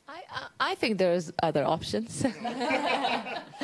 I think diverse newsrooms are really, really important. I think we need to build newsrooms that reflect societies that we live in and are not populated. That's why, we don't offer unpaid internships. We will pay for internships, or we will give, take interns who get university credit. But, because that's how you end up with rich kids rising through the ranks in journalism, which is nothing against them. They're brilliant and talented and skilled and everything, but they do not represent the societies that we live in. So I think that one, and then, report with patience and empathy on people who try to understand where people come from. There is a reason why populist politicians are on the rise. They have compelling arguments that resonate with people, and we need to understand them. I have just one thing. I think that people should, or readers should, see themselves in articles. Like, these articles should reflect a little bit their lives, their experience, their problems. We are facing energy crisis, so they should know that what's going on. They saw, that Respect wrote about it, and they care about their problems, etc. So I think that's the one of the solution, maybe. Thank you for that. So that's about all the time we have. I want to thank this wonderful panel. First of all, the only satisfied journalist I've ever met in my life. And we are watching and hoping conditions remain good for press freedom in Slovakia and the Czech Republic. We are watching very carefully what is happening in Hungary and Georgia and hoping to see reverses. And most of all, Sevgil, we are, all of us, I know I speak for this room and everybody watching, we are all rooting for you and and for the country of Ukraine to prevail. So thank you to the audience. Thank you very much for joining us. And I think now we have. Oh, now I'm turning it over to you. Thank you very much for, as you said, Vivian. Thank you very much for joining us, and thank you very much that you are part of the event of the Aspen. We will continue with this topic. So this was not only the start, but I think the importance of the free speech of the media and democracy in this region is quite important. So that's why there will be another events. And once more, Vivian, thank you very much for the great cooperation and that you have been chairing today's two panels. Thanks a lot. Thank you. All right.